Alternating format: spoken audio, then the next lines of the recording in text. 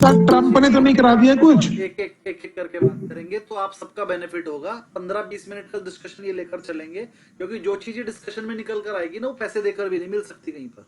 ना मुझे मिल पाएगी, ना आपको मिल पाएगी। मेरा भी benefit है, मुझे आपके व्यूज मिल रहे हैं। तो सूर्यवंशी जी, पहले आप बोलिए, जो आपने बोला था वो दोबारा बोल सकते हैं, और आप अपने व्यूज दीजिए कि नेपाल में क्या हुआ। अब बोलिए, और सूर्यवंशी जी बोलिए। सर मुझे जो लगता है, वहां की जो युवा लोग हैं, जो नई पीढ़ी के लोग हैं, उन लोगों को पढ़ाई करने के बाद में भी नौकरियां नहीं मिल रही हैं बहुत सालों से, क्योंकि वहां की सरकार जो है वो अंदर से खोखली है। वहां के जितने जो राजनेता हैं, सबके बच्चे बीबी सब विदेशों में हैं, वो सब एंजॉय कर रहे हैं, ऐश कर रहे हैं, लेकिन यहाँ जनता को जो है बिल्कुल छोड़ दिया है। उसके बाद में इन्होंने फेसबुक और इनको बंद करने के लिए सर्कुलर निकाल दिया। तो इन सब चीजों पे जो है वहां के लोगों ने विरोध किया और पूरी सत्ता को उखाड़ के फेंक दिया। चलिए, ये आपका पॉइंट है और अच्छा लगा सुन के। लेकिन आपके पॉइंट के लिए क्रॉस क्वेश्चन मेरा ये है कि आप कह रहे हैं कि वहां पर महंगाई ज्यादा थी, जॉब्स कम थी, और वहां के जितने भी जो नेता लोग थे सत्ता के पग, उनके बच्चे सारे विदेशों में पढ़ रहे थे। कि लगभग कुछ बिल्कुल वैसा ही नहीं हो रहा 2014 से पहले से इंडिया में हुआ करता था। नौकरियां कम, महंगाई ज्यादा, नेताओं के लोग विदेशों में। और लेकिन हमने तो यहाँ पर कहीं नहीं आग लगाई किसी को, और ना तो हम कांग्रेस के हम कांग्रेस के पुतले तो फूके हैं, कांग्रेस वालों को तो फूका ही नहीं कभी, है ना? सर क्या है, हमारे यहाँ पे जो कॉन्स्टिट्यूशन है, पॉलिसीज है, रूल्स है, और जो संविधान है, और जो लोगों की अवेयरनेस है, वो बहुत स्ट्रांग है। वहां पर जो है, वहां की जो मिलिट्री है, वहां के जो है वो उतने स्ट्रांग नहीं है। जब तो वो प्रधानमंत्री के घर में जाके आग लगा दी है उनने। मैं कुछ बोलूं सूर्यवंशी जी, ऐसा है देखो। कुमारी जी, आपसे भी पूछेंगे। तो सूर्यवंशी जी का कहना ये है कि वो छोटा देश है, वहां की मिलिट्री कम थी, पुलिस वाले कम थे, वहां पर एकदम से आग भड़की और एकदम से भड़कती चली गई, और वो कंट्रोल नहीं कर पाए। और जैसे ही कंट्रोल करने के लिए ही फेसबुक वगैरह बंद किया गया, क्योंकि फेसबुक पे ही तो पता चलता है, व्हाट्सएप से ही तो पता चलता है कि मैं आग लगाने जा रहा हूँ, तू भी चल, या 4 बंदों ने मिलकर आग लगा दी, तू भी लूट ले चल के। टाइम पर फेसबुक, व्हाट्सएप और इंटरनेट बंद कर दिया जाता है। ये सेफ्टी के लिए किया जाता है। मतलब ये वाला पॉइंट तो सही है कि उन्होंने बंद कर दिया, अच्छा करा। इसकी वजह से थोड़ा कम हुआ होगा, वरना और ज्यादा हो सकता था। और देश की छवि भी धूमिल बातें बाहर जाती हैं वीडियो बन बन के। अभी भी चली गई हैं बहुत ज्यादा, लेकिन कुछ कम जा पाई। अगर बंद कर दिया था तो कुछ कम गई, नहीं बंद किया तो और ज्यादा जाती। तो चलिए, मुझे थोड़ा पॉइंट समझ में आया सूर्यवंशी जी का, कि वहां पर युवा खफा था, और खफा ने कुछ गलत कदम उठा लिए, और वो गलत कदम बढ़ते बढ़ते बढ़ते बढ़ते वो अनकंट्रोल्ड हो गए। और अनकंट्रोल होने के बाद अब दोबारा से कोई पीएम बन गया है, लेकिन वो पता है उसी पार्टी का बना है जिस पार्टी का पहले, ये भी पता है आपको, जो केडी बनी ना सुप्रीम कोर्ट की जज। लेकिन बनी तो वो संविधान के हिसाब से उसी पार्टी से है ना जिस पार्टी का पहले पीएम था, बस बंदा बदल गया, पार्टी तो वही है। वो पॉलिटिकल लेडी नहीं है सर, शी इज नहीं जज, और है। अपनी ईमानदारी के लिए बहुत फेमस है वो। जैसे मनमोहन सिंह जी पॉलिटिकल नहीं थे, लेकिन बनाए गए थे ना। गई है, बनाई तो किसी पार्टी नहीं है ना, और वही पार्टी थी पहले भी सत्ता में जिसके एमएलए पहले थे। तो हद से हो गया ना बिल्कुल। ये कुछ 2014 जैसा नहीं हो रहा इंडिया जैसा, बस वो थोड़ा पीछे चल रहे हैं हमसे 10 साल। जी कुमार जी, अब आप अपने व्यूज दीजिए। सर ऐसा है, मैं आपको एकदम साफ साफ बता देता हूँ कि ये जो फेसबुक जो बैन करेगा था ना, वो गवर्नमेंट ने इश्यू नहीं किया था ऑर्डर, वो सुप्रीम कोर्ट की वहां के ऑर्डर इश्यू किया था। कि डीप स्टेट का, जैसे सोरोस का जो फंडिंग है, वो लोग एक अपने नेबर्स को एक ये करना चाहते हैं, इंडिया को डिस्टर्ब करना चाहते हैं, because Modi is not surrendering to Trump करके। अभी भी ऐसा न्यूज है 2 दिन से, वो 4 बार फोन कर चुका, उसको मिलना है, उसके रिप्रेजेंटेटिव इंडिया में आ रहे हैं, लेकिन मोदी को मालूम है ये क्या करने वाला है। 2 चीज हो सकती है आपके कहने पे, या तो मोदी का एसेसिनेशन बिल हो सकता है, अभी परसों उसका बर्थडे है, तो जैसे अभी झुकता नहीं है तो उसको मार डालो, उसको हटा दो, हो सकता है करके। अभी देखो सर, ऐसा है कि मोदी बहुत टाइम शांत बैठा, उसको मालूम था कि अगर मैं कुछ स्टेप लूंगा तो ये पूरी जो आज इंडिया के अंदर ये जो है, अभी देखो सर 2 चीज हुआ बिहार के अंदर। इलेक्शन कमीशन ने भी बोल दिया कि SIR is not the authority of supreme court, it is the authority of election commissioner करके, वो आपने पढ़ा होगा। अभी बांग्लादेश, अभी वेस्ट बंगाल में भी वही होने वाला है सर। अभी रोहिंग्यास हो या कोई भी होगा, उनको वोट करने का अधिकार चला गया करके सर। पीछे से गवर्नमेंट ने बहुत बड़ा काम किया सर। मेरे हिसाब से सर सरकार वीक नहीं है, सरकार स्ट्रांग है। अभी आप क्या करेंगे, पैसा खिला के 500,000, 2,000, 5,000 करोड़ खिला के कर सकते हैं, लेकिन सर आरएसएस का फाउंडेशन इतना स्ट्रांग है ना सर, सरकार इतनी पावरफुल है सर, आज मिलिट्री को ओपन हैंड किया है, तो मुझे नहीं लगता ये सरकार गिरेगी सर। थोड़ा मोदी तो हर चीज का सामना कर रहा है सर। तो देखो सर, वहां पे भी अभी हिंदूवादी जो बीएचयू में पड़ी हुई है, वो सुप्रीम कोर्ट के जज, उसका हस्बैंड 40 साल इंडिया की जेल में था सर, और वो करप्शन के लिए लड़ी, उसने एक मिनिस्टर को जेल में भी डाला। फिर उसे तो सर देखो, ऐसा आपने शायद पढ़ा होगा कि वहां का आर्मी चीफ इंडियन है, और इंडियन आर्मी के अंदर भी उनका चीफ रहता है सर। ये पूरी चाइनीज और अमेरिकन की गेम थी, लेकिन पूरी मोदी ने फेल कर दिया सर। अभी फ्रांस में भी वही हुआ, प्राइम मिनिस्टर को निकाल दिया। तो आप ऐसा न्यूज होता है, नेपाल टू फ्रांस सर। तो ये सर, ये कुछ नहीं होगा, ट्रम्प की गादी जाएगी सर। ट्रम्प इम्पीच होगा, एप्स्टाइन की फाइल खुल रही है सर। ट्रम्प की दादागिरी देखो, कनाडा ने भी ना बोल दिया हमको नहीं चाहिए तुम्हारा गुड्स भाई सर। सब देखो, न्यूमीडिया का आज चाइना ने डाल दिया वर्ल्ड ट्रेड ऑर्गेनाइजेशन में कि न्यूमीडिया एंटी ट्रस्ट का डाल दिया सर। सर ये 3 जन मिल गए ना सर, पुतिन, जिनपिंग और मोदी। तो अभी मोदी ने एक चीज कर दिया है एससीओ में कि भाई इंडिया और चाइना तो नहीं लड़ने वाले। तो सबसे बड़ा पाकिस्तान तो लुक्खा है, लड़ नहीं सकता है, नेपाल में ताकत नहीं है ही नहीं उसके पास आर्मी। रहा बांग्लादेश को कितना सुला देगा मोदी, किसी को मालूम नहीं पड़ेगा सर। तो I think the government is slowly and steadily becoming very strong sir. तो I don't see fall of the government sir. Points आपके क्लियर है मुझे। आपका आंसर सारा का सारा इस वाले पक्ष में था कि मोदी गवर्नमेंट इज स्ट्रांग और you don't think it can fall before time. और इलेक्शन में जो होगा सो होगा। आपका कहना ये है कि सर बीच में तो कहीं नहीं जा रही है, जो इलेक्शन होगा तब की तब देखेंगे, बीच में तो स्ट्रांग गवर्नमेंट है, कहीं नहीं जा रही है। अब मेरा कहना क्या है, गवर्नमेंट गिरने के कई तरीके होते हैं, गवर्नमेंट गिराने के कई तरीके होते हैं। एक तरीका जो आपको पता है कि भैया एमएलए छोड़कर चले जाएं और दूसरी पार्टी से हाथ मिला ले, ये कॉमन तरीका है, ये तो है कॉमन, ये सबको पता है। लेकिन इस वाले फैक्टर पे तो मोदी गवर्नमेंट नहीं गिरेगी, क्योंकि एमएलए छोड़कर भी चले जाएंगे तो दूसरी पार्टी के पास एमएलए है ही नहीं कि 10-20% एमएलए इनके चले भी गए तो वो अपनी पार्टी बना लें। मिलजुल कर बना के कोई फायदा नहीं है, अकेले वो बना नहीं पाएंगे। तो वो वाले सिस्टम से तो नहीं गिर सकती गवर्नमेंट। गवर्नमेंट गिरने का रिस्क कैसे है, गवर्नमेंट गिरने का रिस्क ऐसे होता है जैसे नेपाल में गिरी। किसी एक जगह पर दंगे हो जाएं और गवर्नमेंट उसको कंट्रोल नहीं कर पा रही है। अगर गवर्नमेंट उसको कंट्रोल नहीं कर पा रही है तो उस एक स्टेट की गवर्नमेंट गिर जाएगी, और उस एक स्टेट की गवर्नमेंट जैसे ही गिरेगी तो वही वाला ट्रायल फिर दूसरे स्टेट्स में किया जाएगा, छोटी स्टेट्स में पहले किया जाएगा।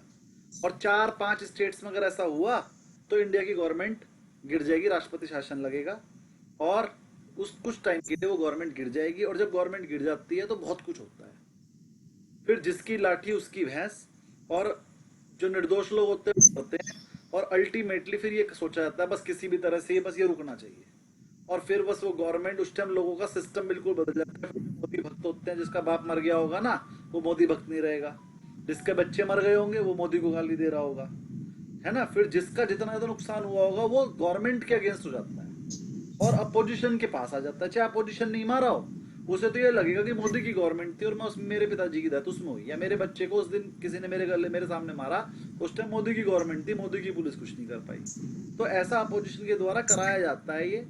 और आपको क्या लग रहा है कि नेपाल में क्या लोगों ने करा होगा? अपोजिशन ने करवाया, अपोजिशन ने उसको बढ़ाया, फिर धीरे धीरे लोगों को भी वो ठीक लगा, भड़के हुए लोग थे वो आगे बढ़ती चली गई। तो क्या आपको क्या लग रहा है, क्या वो अपने आप हुआ? अपने आप तो किसी आम आदमी में इतनी पावर नहीं होती कि वो कुछ झगड़ा करे, सब कुछ पैसे से होता है। और बाहर के देश ऐसा करते हैं, जिसको बेनिफिट होगा वो करेगा, है ना। हमारे पास कोई प्रूफ तो है नहीं, सब हम अपनी मनधड़क कहानियां सुना रहे हैं जस्ट फॉर डिस्क्लोजर, क्योंकि ये वीडियो जाने वाली है ऑन एयर, है ना। तो हम चीज की जिम्मेदारी नहीं लेते हैं, ये डिस्कशन का पार्ट है और हम अपने मन की बातें बता रहे हैं कि ऐसी पॉसिबिलिटीज मन की बात ऐसा ही अगर इंडिया में हुआ तो। और हमने पहले देखा भी है, जेम्स सोरोज आया था और भी बहुत बंदे ऐसे हैं जिन्होंने मुंह से बोलकर कहा है हम तो इंडिया को बर्बाद कर देंगे।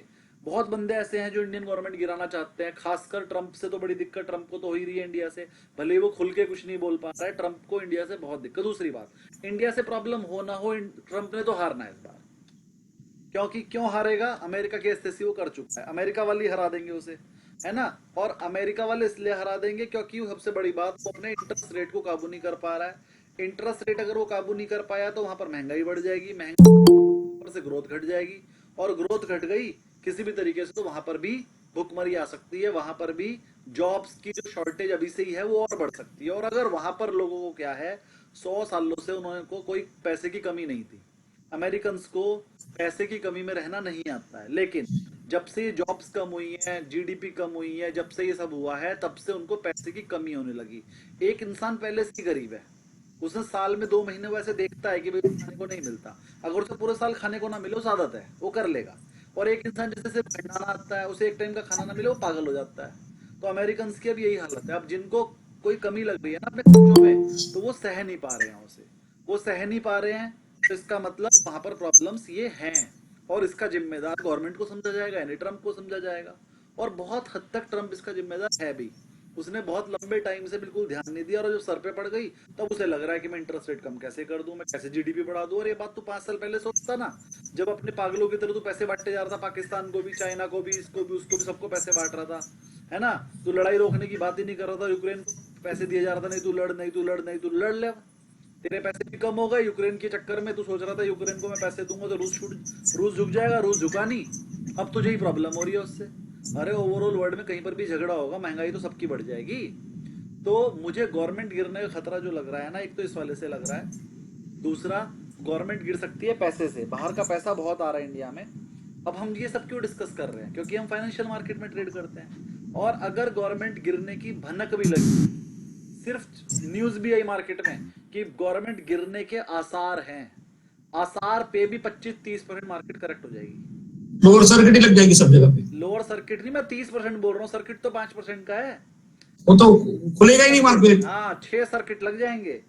तो इसीलिए मैं कह रहा हूँ, जो लोग फ्यूचर में ट्रेड को हेज रखें, जो लोग फ्यूचर में फ्यूचर खरीदते हैं, कॉल खरीदते हैं, तो कॉल 0 हो जाएगी, तो कोई प्रॉब्लम नहीं है इतनी बड़ी। लेकिन अगर आपने फ्यूचर खरीद रखा है या कॉल पुट बेच रखी है, जैसे कि अपने सूर्यवंशी जी कहते हैं 500 पॉइंट ऊपर 500 पॉइंट नीचे कर लूं, 500 पॉइंट ऊपर नीचे करो, लेकिन जब मार्केट 4000 पॉइंट टूटेगी तो 3500 पॉइंट का लॉस होगा आपको भी, जो कि अनलिमिटेड है। और अब ये होगा नहीं होगा किसी को नहीं पता। तो इससे बच के रहने के लिए क्या सेफ्टी आप लोग में वो आपने देखनी है, लेकिन सेफ्टी के साथ ही वर्क करिए।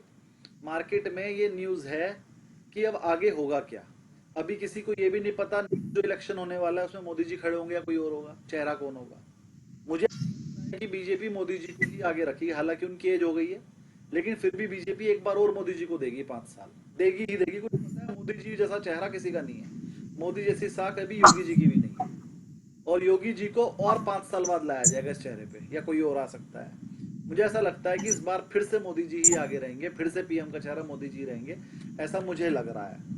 अब ये देखने की बात है कि इतने साल बाद भी, क्योंकि आज तक के इतिहास में, सिर्फ इंडिया में छोड़ दो, वर्ल्ड में, पूरे वर्ल्ड में 4 बार लगातार कोई नहीं जीता आज तक।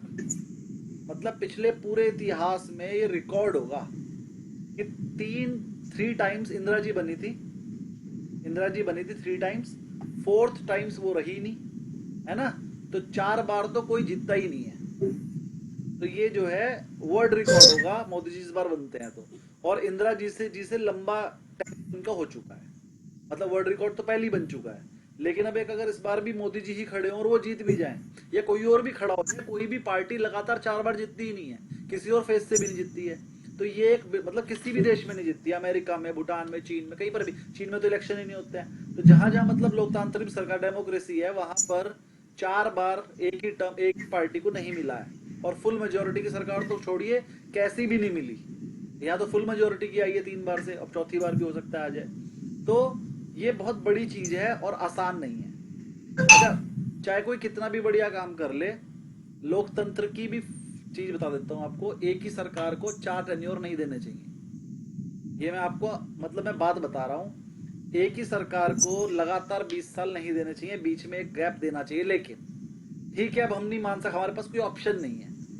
अगर मोदी जी की सरकार गिरानी है तो बहुत इजी तरीका है, बहुत इजी। बस मार्केट में एक ऑप्शन ले आओ, कोई रिवील मत करो सर, रिवील मत करो। हाँ, रिवील मत करो। ऑन एयर जा रहे हो आप। हाँ, रिवील ना करें। नहीं, रिवील नहीं कर रहा हूं। देखिए, मैं आपको बताता हूं, डेमोक्रेसी में कितनी भी बढ़िया सरकार हो, 4 बार नहीं आनी चाहिए, क्योंकि 4 बार आने पे वो कहीं ना कहीं फिर वो सही सरकार नहीं लगेगी, वो कुछ गड़बड़ करने लगेगी। वो कहेगी हम 4थी बार आए हैं, टैक्स ज्यादा कर दो, सुनेगी ही नहीं किसी की, है ना। तो थोड़ा थोड़ा सा डर लगते रहना चाहिए, भैया हमारी सीटें भी जा सकती हैं, तो वो जमीन से जुड़ी रहेगी। ये तो सर ये तो 2024 के इलेक्शन में होगा है ना, अभिमान तो सबको, अगर आपकी बार 400 पार, आपकी बार 400 पार, तो मेजोरिटी नहीं मिली सर, तो अभी उनको सबको मालूम पड़ गया है सर। अभी मणिपुर में देखो, अभी सर एक एक टीम वर्क है ना, मोदी का टीम वर्क भी बहुत पावरफुल है सर। और देखो सर एक चीज है सर, वो ईश्वरीय आदमी है, जब जवान पे सरस्वती बैठी हुई है, समझे आप, तो ये चीज आप जानते हो sir. I don't think there is a fall of Modi को, सनातन धर्म है सर, देखिए, ये अगले 50 साल तक बीजेपी नहीं जाएगा सर। किसी का फैन ये देखो, किसी हाँ, का फैन होना अलग चीज है। नहीं मैं फैन नहीं हूँ sir, I am not a fan of Modi. ओहो, नहीं सर, मैं स्टडी कर रहा हूँ सर, मेरा एक 20 साल का एक इतिहास है सर। मैं आपको एक चीज बताता हूँ, मैं गुजरात में था जब वो फर्स्ट टाइम है ना, वो थर्ड इलेक्शन 2012 में गुजरात में वाइब्रेंट गुजरात होता है, मैं 10 साल से वो प्रोग्राम देखने को जाता हूँ। तो मैं बड़ा भाई बड़ौदा में रहता है, तो मैं टीवी पे न्यूज देख रहा था, तो उसने थर्ड टर्म जब गुजरात जीता ना सीएम, उसने क्या लिखा मालूम है? सब लोग सोचते हैं कि अभी मैं लंबा पैर करके सो जाऊंगा, लेकिन सबकी गिनती रॉन्ग होगी करके। वो स्टेटमेंट देखना सर, उसने गुजरात का जो भी अपना अधिकता सब उनके बच्चे लोग को दान कर दिया, एम्प्लॉयज के बच्चे लोग को दान कर दिया sir. So he is not working for money sir. ये देश में सबसे बड़ी चीज हुआ है कि वो पैसे के लिए काम नहीं कर, देश को आगे लाने। देखो मणिपुर में देखो किस तरह से उसने सिचुएशन कंट्रोल में लिया है। माओवादी जो था ओडिशा, ये सब जगह उसने किस तरह से कंट्रोल लिया सर। सर ये टीम वर्क बहुत पावरफुल है, अजीत डोवल है, अमित शाह है, योगी है, आरएसएस की टीम है सर। सर ये सनातन धर्म एस्टैब्लिशमेंट, सनातन धर्म का एस्टैब्लिशमेंट है सर आफ्टर 2000 ईयर्स। तो ये कहीं झुकने वाला नहीं है सर। 500 साल राम मंदिर बनाना कोई इसी चीज नहीं था, वो उसने कोर्ट से जीत के बनाया। ट्रिपल तलाक इम्पॉसिबल था। आज लेडीज, आज आपको एक बता देता हूँ, Muslim women are voting BJP कि भाई हमारे संसार में। आज उनको जो घर में लोग अनाज लेके जाते हैं ना तो खुश हो जाते हैं। आज अफगानिस्तान में क्वेक हुआ तो उसने इतना अनाज भेजा, पाकिस्तान देखते रह गए सर। तो हर जगह पे होता है सर। देखो मैं पूरी दुनिया में अभी अशांति है सर, मुझे राहु काल वो सब नहीं मालूम है सर, मैं एस्ट्रोलॉजी में नहीं मानता हूँ, लेकिन ये सर आज ये आदमी पूरे देश में शांति बनाया हुआ बैठा है सर। तो कुछ नहीं होगा, एक फटाकड़ा भी नहीं फूटने वाला है सर। सर उसको मालूम है। मैं इस चीज से एग्री हूँ आपके कि मोदी सरकार कहीं नहीं जाने वाली। मोदी जी का ऑप्शन मिलना बहुत मुश्किल है, कितना भी बढ़िया बंदा मिल जाए। मैं कह रहा हूँ 10 बंदे मिलके भी मोदी जी का मुकाबला नहीं कर सकते। 10 अच्छे बंदे, उनके 10 की पावर। हार्ड वर्किंग सर, 18 साल 20 साल काम करता है, 18 घंटा रोज काम करता है विदाउट लीव सर। आज जब से गुजरात का सीएम बना तब से सर, गोधरा कांड में सोनिया गांधी ने उसको पूरा दिन पुलिस स्टेशन में बिठाया सर, एक कप पानी चाय नहीं पिया उसने। तो इधर वो इंस्पेक्टर लोग थक गए कि कौन से माटी का ये आदमी बना हुआ है करके सर। सही सही सही। तो चलिए हमारा डिस्कशन का पार्ट बस ये सर कुछ ज्योतिष बोल रहे हैं कि अगला जो पीएम आएगा वो ना यूपी से आएगा, ना एमपी से आएगा, ना गुजरात से आएगा, वो आएगा महाराष्ट्र से। वो तो बोलने वाले बोलते हैं। तो सब जाने दो सर, सूर्यवंशी ये गैसिंग नहीं करना चाहिए, गैसिंग करेंगे तो फंस जाएंगे। Don't gas anything. हाँ, आप सोचो आज की क्लास स्टार्ट करते हैं। Yes sir, yes sir, yes आज का सर। पॉइंट ये था कि सरकार गिरने की चांसेस भी बने, मतलब कोई न्यूज एक। और नेपाल वाला पॉइंट जो बताइए आप, नेपाल के बारे में कुछ इंटरनल चीज बताने वाले थे, वो तो बताइए सर। नेपाल पे जाते हैं थोड़ा सा, फिर मैं थोड़ा 2 मिनट सचिन जी को देंगे, उसका क्लास शुरू कर देंगे। तो नेपाल में क्या हुआ था, नेपाल में थोड़ी सी जॉब्स कम हुई, थोड़ा सा जो है जीडीपी कम हुई, थोड़ा सा शॉर्टेज हुई फंड्स की, और युवा जो है सरकार को जलाने निकल पड़ा। ये जो सरकार को जलाने निकल पड़ा वो हिंदू ही था। नेपाल तो हिंदू कंट्री है, तो हम ये भी नहीं कह सकते वहां पर कोई ऐसे ही बंदे थे कि भैया वो मतलब जो है माइनॉरिटी थे तो उसके साथ कुछ गलत हुआ होगा, ऐसा कुछ नहीं हुआ। वहां पर सबका सब क्या था कि कुछ लोगों को कोई चीज दिक्कत हुई, उन्होंने जलाना शुरू कर दिया, और उस छोटी सी चीज को भी वो कंट्रोल नहीं कर पाया। ऐसा नहीं होता है।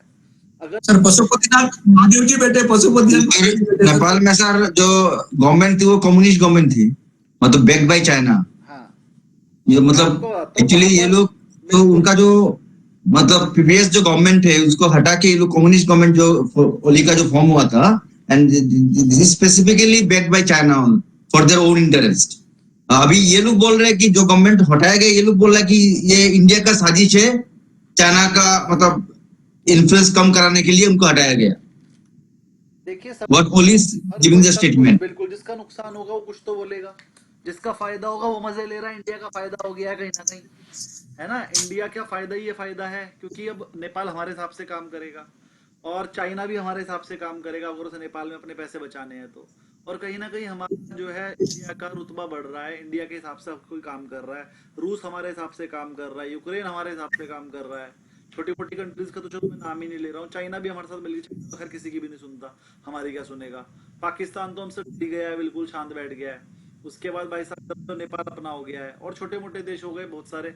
ये तो खैर हमारे साथ चलना ही पड़ेगा अगर जीना है तो मीन्स कहने का अब हमारे सामने बस दो ही पावर है जिनसे हमें प्रॉब्लम हो रही है, एक चाइना और एक अमेरिका। चाइना से भी ना तो अमेरिका लड़ सकता है, अमेरिका ही डरता है चाइना से। तो चाइना इतने बड़े लेवल पे है इस टाइम, अमेरिका ही डरता है।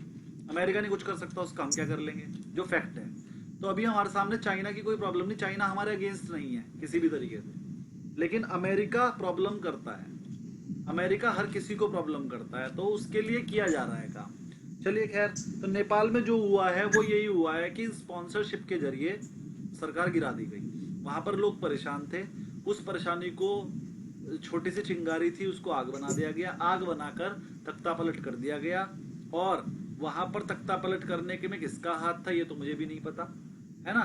ये तो बहुत सारे जो पॉलिटिकल जो एक्सपर्ट है वही बता सकते हैं। लेकिन कितनी भी परेशानी हो जाए, कितनी भी परेशानी हो जाए, इस किसी भी दुनिया में किसी भी आम आदमी में इतनी ताकत नहीं है कि वो आग लगाने निकल जाए। आग लगाने तो बहुत बड़ी क्वांटिटी में जो लोग होंगे वही निकले होंगे, जिन्हें कंफर्म था कि हम आग लगाएंगे तो कुछ बड़ा होगा, बड़ा होने पे सरकार गिर सकती है, उसके साथ जरूर कोई ना कोई तो हाथ होगा ना पीछे से।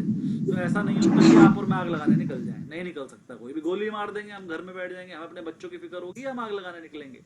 हम लोग नहीं निकल सकते, वो तो पीछे से कंफर्म था, तुम निकलो, हम ये करेंगे, हम वो करेंगे, और सब कुछ प्लान था। तुम्हें वहीं आग लगानी है, जाके उसी को मारना है, इसी को जलाना है, ऐसे डरेंगे। और कितनी नॉलेज उनको थी, क्या करना है, मतलब सब कुछ। ठीक है, चलिए इस वाले टॉपिक को यहीं छोड़ते हैं और क्वेरीज पे चलते हैं। हम लोगों ने आपको कुछ क्वेश्चंस दिए थे करने के लिए और कहा था हम उनकी क्वेरी लेंगे। किस किस को क्वेरी है वो एक बार हैंड रेस करेंगे, सिर्फ जिस जिसकी क्वेरी है वो एक बार हैंड रेस करेंगे, बाकी हैंड्स डाउन कर लीजिए।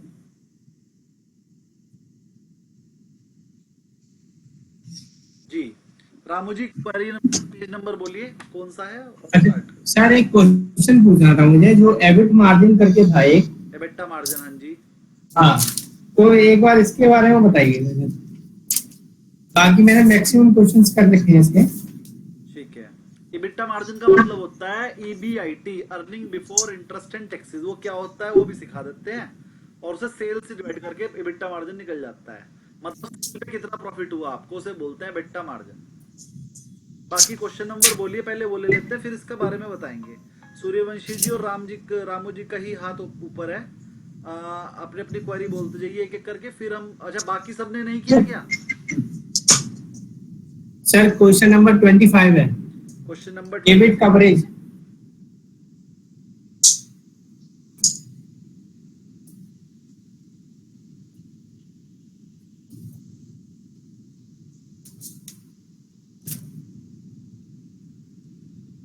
सॉरी सर, क्वेश्चन नंबर 12 देखिए सर। 12। हाँ, एबिट मार्जिन, जिसमें से एबिट है अर्निंग बिफोर इंटरेस्ट टैक्स, ये हो गया 2 लाख, सेल्स हुई आपको 10 लाख। पेज नंबर क्या है सर? पेज नंबर सर इसमें एक्चुअली पेज नंबर नहीं दिया है, लेकिन आपने EPS कैलकुलेशन की बात। गिनकर बता दो कितने हैं, 10-12 पेज ही तो हैं आपके पास। अच्छा रुको,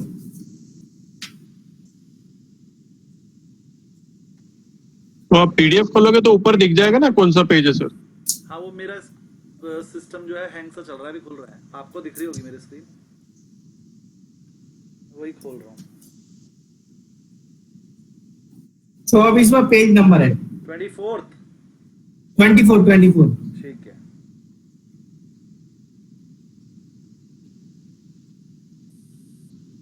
सर गो टू करके डायरेक्टली चले जाइए sir, control G, page number 24। Control G, हाँ, पेज नंबर 24 डाल दीजिए,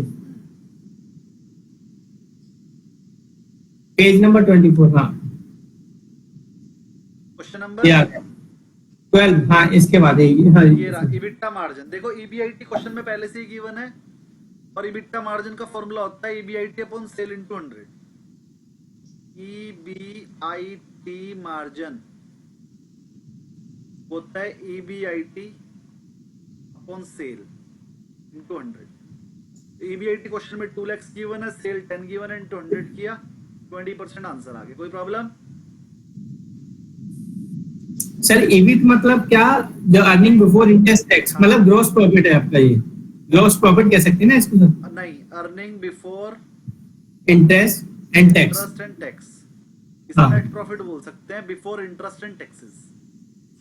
तो नेट प्रॉफिट तो इंटरेस्ट एंड टैक्स के बाद आएगा ना सर? नेट प्रॉफिट टोटल कर लिया, उसमें इंटरेस्ट वापस ऐड बैक कर दिया और टैक्स भी, इसको बोलते हैं EBIT।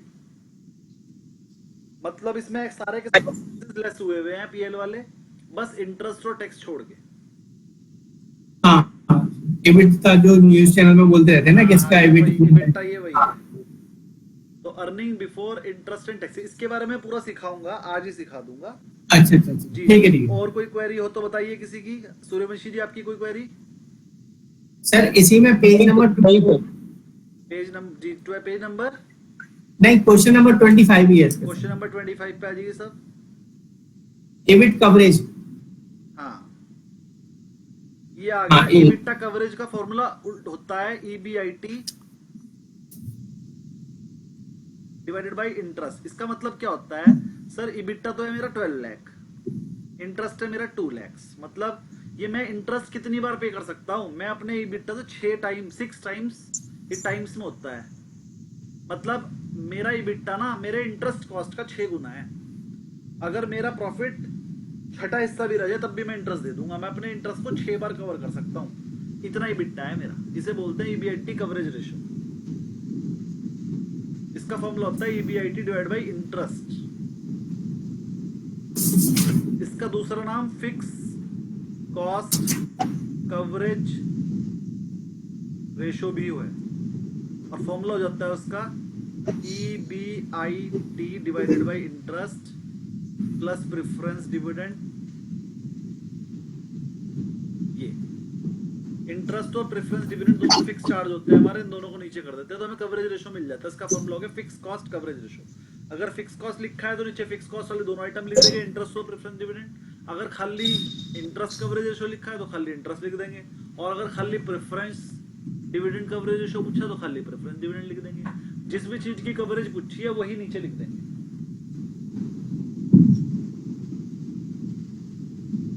और कोई, और किसी की कोई क्वेरी?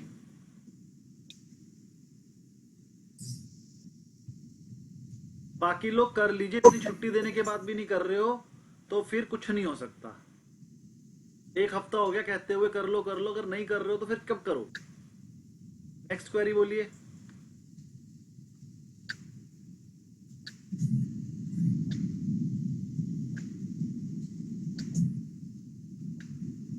रामू जी, और कोई क्वेरी? नहीं सर, नहीं। एक्चुअली सर अभी ना ये थोड़ा प्रैक्टिस आ जाएंगे ना तो। ठीक है। और कोई क्या बोल रहा था, बोलिए। 21 सर। क्वेश्चन नंबर 21 यही है, EPS इम्पैक्ट बाय टैक्स। जी सर। ये वाली चीज समझाने से पहले एक चीज नहीं समझ लीजिए, फिर बताता हूँ। 21 मैं आपको एक शीट बनवा रहा हूँ, लिख लीजिए अपने पास सब। सबसे पहले होता है सेल। सेल मान ली हमने 100 रुपीज, माइनस करते हैं वेरिएबल कॉस्ट, वो मान लिया हमने 40 रुपीज। जो 60 बचता है इसे बोलते हैं कंट्रीब्यूशन।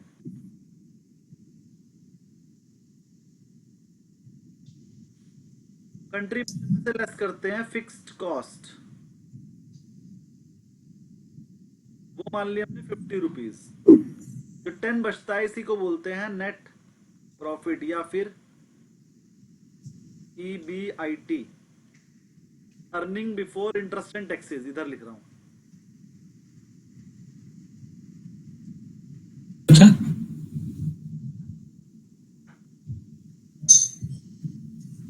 50 क्वेश्चन सर क्या बोल रहे थे? Earning before interest and taxes. Kumaresh ji mute रखा करें। फिर इस earning before interest and taxes में से लेस करते हैं हम इंटरेस्ट, जो जो भी अनम्यूट है अपने आप को म्यूट कर ले, कुछ डिस्टर्बेंस आ रही है, जब पूछना हो तो करें। इंटरेस्ट लेस किया, मान लीजिए 5 रुपए था, तो जो 6 रुपए में इंटरेस्ट मान लिया, तो 4 रुपए बचा, ये earning EBT, earning before taxes बचा। फिर इसमें से लेस करते हैं टैक्स, मान लीजिए एट द रेट ऑफ 25% करना था, तो 4 का 25% करेंगे, 1 रुपये आएगा, तो 3 रुपीज बचा।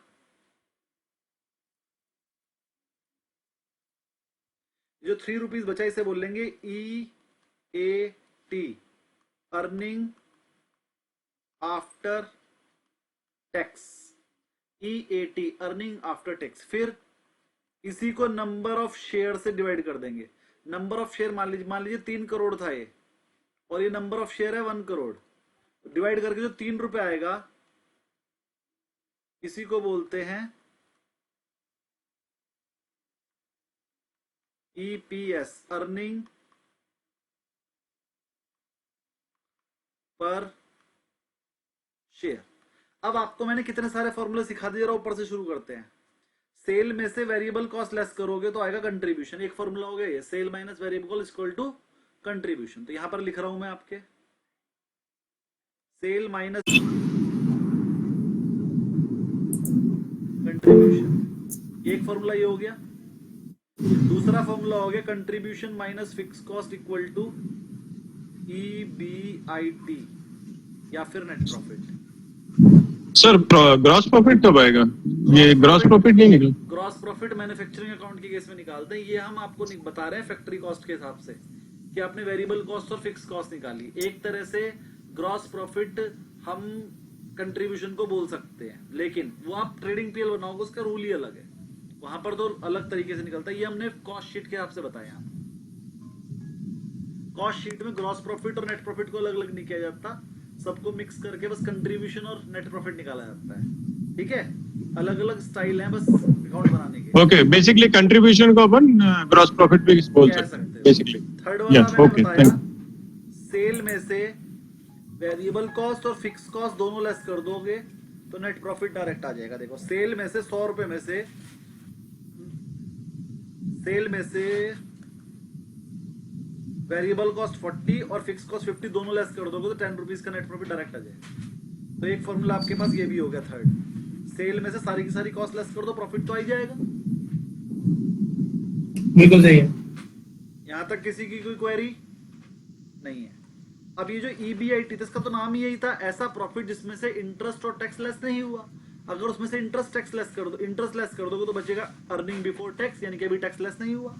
और अगर टैक्स भी लेस कर दोगे तो बचेगा अर्निंग आफ्टर टैक्स, मतलब इंटरेस्ट और टैक्स दोनों लेस हो गए हैं। फिर जो प्रॉफिट आपके हाथ में बचा इंटरेस्ट टैक्स सब देने के बाद, इंटरेस्ट टैक्स देने सब के बाद जो प्रॉफिट बचा उसे बोलते हैं अर्निंग आफ्टर टैक्स। इस अर्निंग आफ्टर टैक्स पे किसका अधिकार है? सारा का सारा शेयर होल्डर का। तो नंबर ऑफ शेयर से अगर आप इसे डिवाइड कर दोगे, सर मेरे पास 3 करोड़ का प्रॉफिट है और 1 करोड़ शेयर, तो एक शेयर को कितना मिलेगा? 3 रुपए मिलेंगे। कैसे डिवाइड करके? तो फॉर्मूला हो गया EPS equal to EAT divide by number of share. तो ये एक फॉर्मूला बन गया। कोई प्रॉब्लम?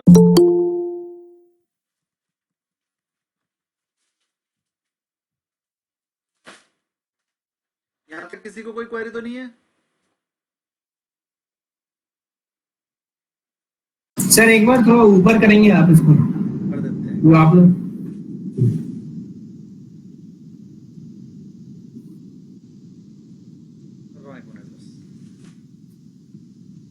एक बार इसे और समझ लीजिए। मैंने EPS का फॉर्मूला बताया, earning after tax divided by number of share, total number of shares. Very good, number of share. अब EPS के बाद हम रखते हैं PE रेशो। तो EPS के नीचे लिखते हैं प्राइस। प्राइस मान लीजिए उसका 30 रुपीज चल रहा है, तो PE रेशो का फॉर्मूला मैं आपको पहले भी बता चुका हूं, price upon stock price divided EPS। तो प्राइस से 30 EPS करो 10 आ गया, PE रेशो आ गया 10। यहां तक किसी को कोई क्वेरी नहीं होनी चाहिए, सारे फॉर्मूले आपने लिख लिए हैं। अब मैं बाकी ऊपर चला जाता हूँ। बताइए आप ऊपर क्या पूछ रहे ठीक थे? है, क्या था सर? ठीक है, सर EPS कॉन्ट्रीब्यूशन का सी मतलब नंबर दो डाल के लिखा है आपने, contribution minus contribution FC minus fix fix cost, cost. ये रहा ना, कंट्रीब्यूशन में से फिक्स कॉस्ट लेस करी तभी तो ईबीआईटी आया था। हाँ हाँ ठीक। और जो नीचे मैंने फॉर्मूला बताया पीई रेशियो का, price upon earning, price upon Okay, thank you, sir. EPS.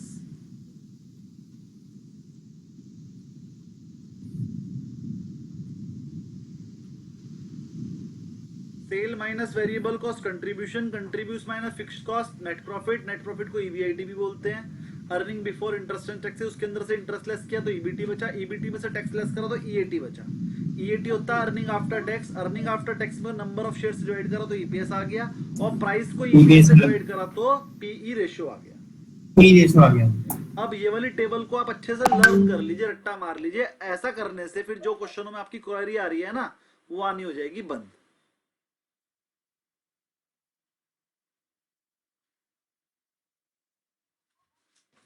अब किसी की कोई क्वेरी हो,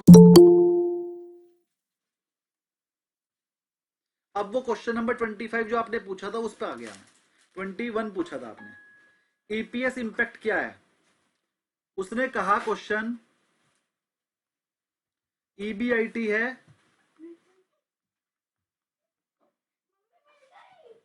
2 लाख, इंटरेस्ट है इसके अंदर 20,000, तो क्या आएगा इंटरेस्ट लेस करके? 180. 180 और इसके 30% कहेंगे टैक्स। क्या? EBT ईबीटी 1,80,000, फिर इसमें से क्या लेस करते हैं? टैक्स। 30% बोला है तो 180 का 30% आएगा 60 60. 54 आएगा भाई। 30% 80 54. 54. 18 या 54 54 का। हाँ, कितना बचेगा? 126। फिर इसके बाद नंबर ऑफ शेयर डिवाइड करते हैं, divide by number of share, 10,000, EPS तो 12.6 आ गया। 12.60। ये आंसर आ गया। अगर आपको टेबल लर्न है तो सारे क्वेश्चन हो जाएंगे। सो बेसिकली ये क्वेश्चन का मतलब ही देगा EPS फाइंड करके बताओ। हाँ, तो क्वेश्चन यही तो, find EPS. EPS impact by tax. Okay, अब वो Yes. कह रहा है कि टैक्स की वजह से ईपीएस पे कितना फर्क पड़ा। देखो, अगर टैक्स ना लगा होता तो 180 डिवाइड बाई 10,000 करके 1 रुपये 10 रुपये इतना आ जाता, 18 रुपये आ जाता। 18 की जगह 1260 आया क्योंकि टैक्स लग गया। अगर टैक्स ना लगा होता तो 18 रुपीज आता। ईपीएस पूरा 30% कम हो गया। 18 की जगह 12.60 आया, वो पूरे 30% कम हो गया। यानी टैक्स जो जाता है पूरा का पूरा शेयर होल्डर की जेब से। टैक्स किसी तरह से कंपनी पे कम हो जाए तो वो प्रॉफिट पूरा का पूरा शेयर होल्डर्स को ही होगा। क्लियर यहां तक? आज मैं बहुत इंपॉर्टेंट चीज बताने वाला हूं। पहले विनायक जी क्वेरी बोलिए। सर ईपीएस अभी जब क्लीनर.com पे चेक करते हैं वो आफ्टर टैक्स ही होते हैं ना सब कुछ? ठीक है सर। बद्रीनारायण जी आपकी क्वेरी बोलिए। हाँ sir, this when EPS the company gives bonus or rate, then the number of shares are doubling or tripling. Then the net profit for that year is same. Then EPS will come down. Will come down so that the value will also come down. Market price will also come down as per the PE ratio. चलिए, इस वाले पे मैं एक question अभी कराने ही वाला हूँ। थोड़ी देर में मैं इसको बिल्कुल क्लियर करूंगा। अभी बहुत पूरा सेशन यार इसी चीज पे होना है। आज कुछ आगे नहीं बढ़ाया जाएगा जी। और किसी की कोई क्वेरी हो तो बताइए, वरना फिर हम सेशन स्टार्ट करते हैं। बहुत बढ़िया सेशन है। सर एक बार बस वो आप स्क्रीन दिखा दीजिए अपनी, जहाँ आपने कैलकुलेशन की थी ना, बस एक बार।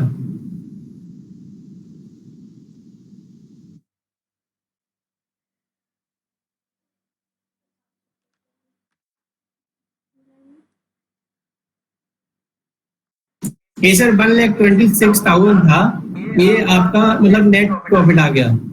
हाँ जी, हाँ जी, ठीक है सर। ठीक है। और कोई क्वेरी हो किसी की तो बताइए, वरना फिर नेक्स्ट एक सेशन पढ़ाना है मुझे बहुत बढ़िया। आज का मजेदार सेशन है। और आज का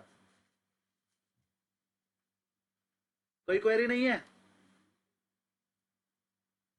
किसी का हैंड रेज नहीं है, तो मैं ऐसा ज्यूम करके चल रहा हूं कि आप लोगों की कोई क्वेरी नहीं है। अब जी बोलिए।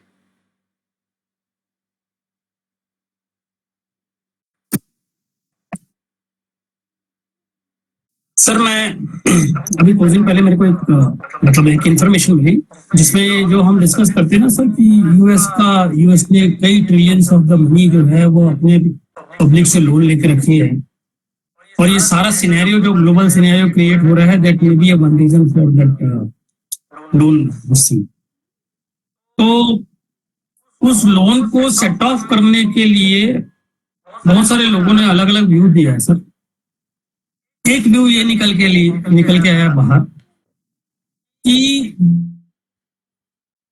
जो बिटकॉइन है that may be one very good option to settle the loan. ये कहां तक इसको कैसे जस्टिफाई करें सर, कैसे समझें इसको?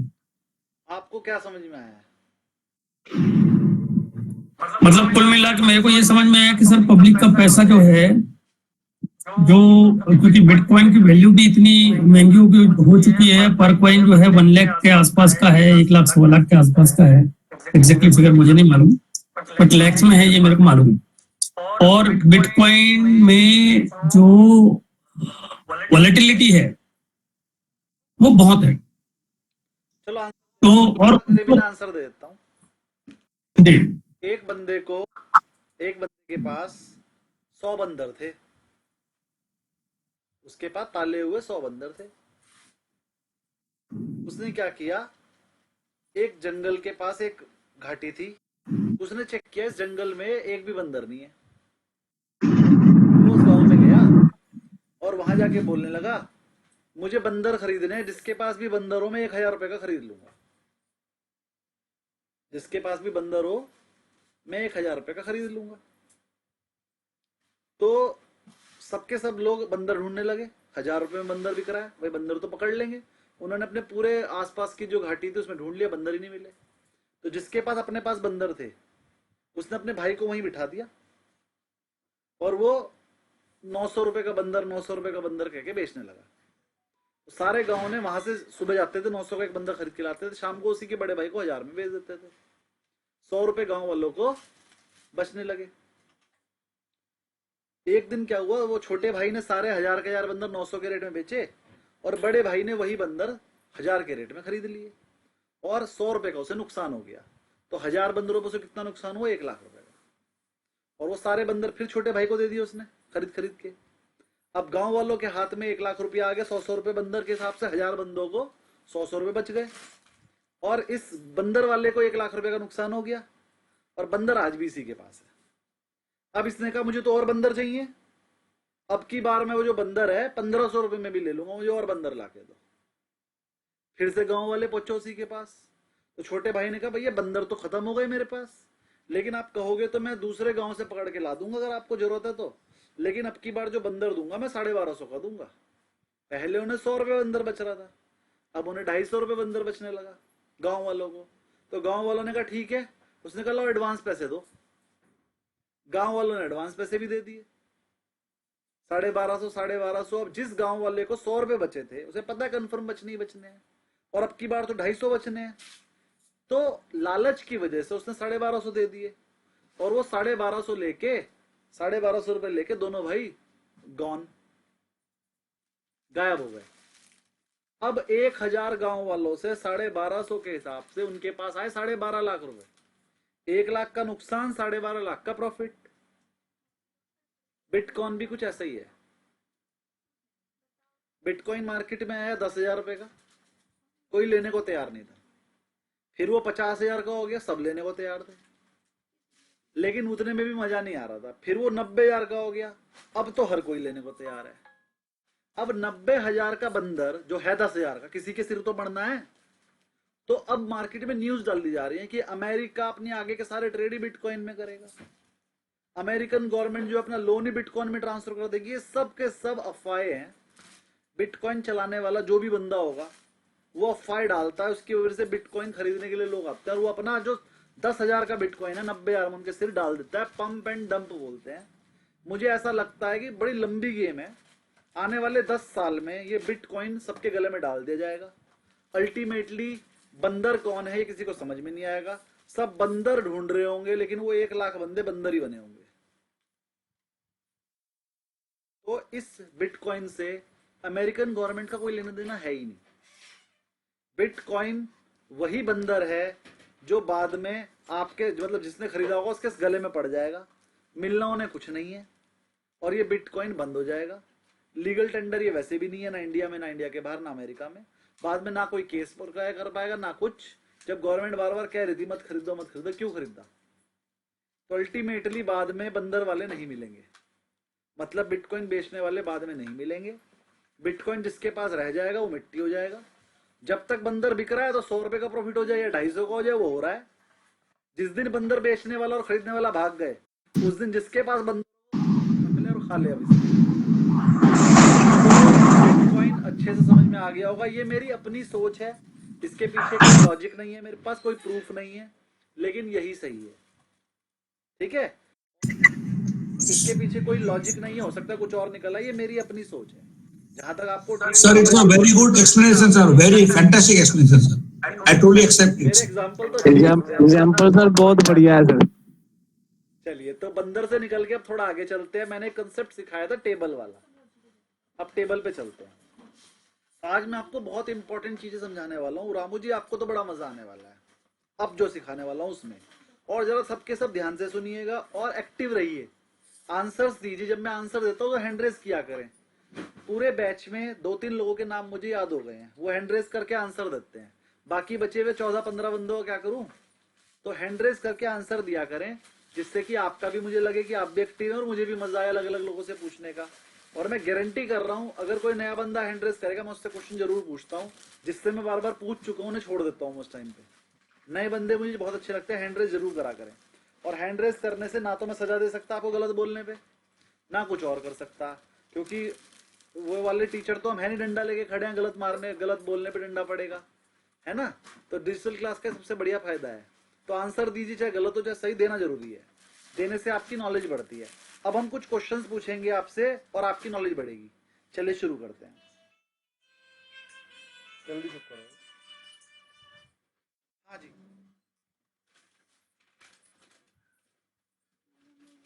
स्टार्ट करते हैं। थोड़ा सा आज मेरा सिस्टम पता नहीं क्यों हैंग हो रहा है।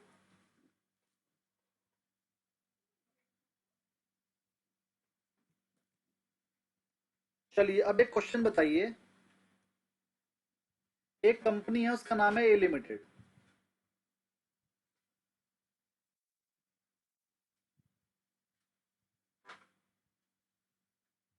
मैं सीधा ईबीआईटी की बात कर रहा हूं, ईबीआईटी। उस कंपनी का ईबीआईटी है 1 लाख रुपए। इंटरेस्ट क्वेश्चन में गिवन है, लेस होता है इंटरेस्ट। वो क्वेश्चन में गिवन है 40,000। कैसे? 40 lakhs का लोन है उनके ऊपर, 10% वाला, 10% का ब्याज है। लेस करके आ गया 60,000। इसको क्या बोलते हैं? ईबीटी। टैक्स है कंपनी के ऊपर एट द रेट ऑफ 25%, 15,000। 45,000 आगे से क्या बोलते हैं? EAT। नंबर ऑफ शेयर हैं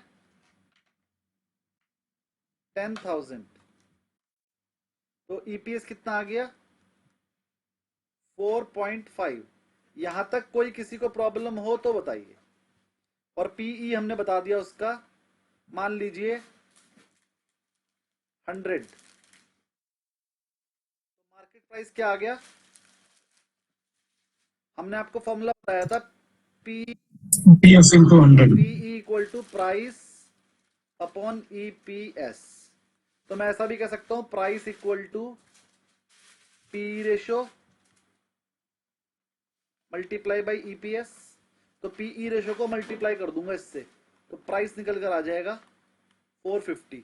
यहां तक किसी की कोई क्वेरी हो तो बोलिए, कोई क्वेश्चन अब शुरू होने वाला है। क्या लास्ट पार्ट क्या था सर? प्राइस का फॉर्मूला ये हो गया ना, पीई रेशो इनटू ईपीएस। ये प्राइस लिखा है, पी रेशियो। ओके हो जाएगी ना इनकी, इधर उधर करना आता होगा, left right. Yes yes yes yes. Sir ये जो इंटरेस्ट आपने लिया है 10% और 40 लाख मंथली लिया है ना सर? ईयरली 10% ईयरली रेट होता है। तो सर वो 40 लाख का 10% 4 लाख होगा ना? 40 लाख। अच्छा, तो फिर से 4 लाख कर दो। बहुत बढ़िया, सही करा आपने, बिल्कुल।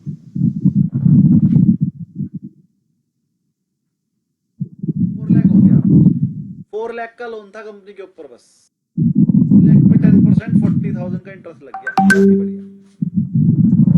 अब मैं क्वेरी पूछनी शुरू कर रहा हूँ, म्यूट कीजिए। जिसको आंसर देना होगा वो हैंड रेज करके आंसर देगा। जो अनम्यूट है पहले म्यूट हो जाइए, मुझे डिस्टर्बेंस आ रही है।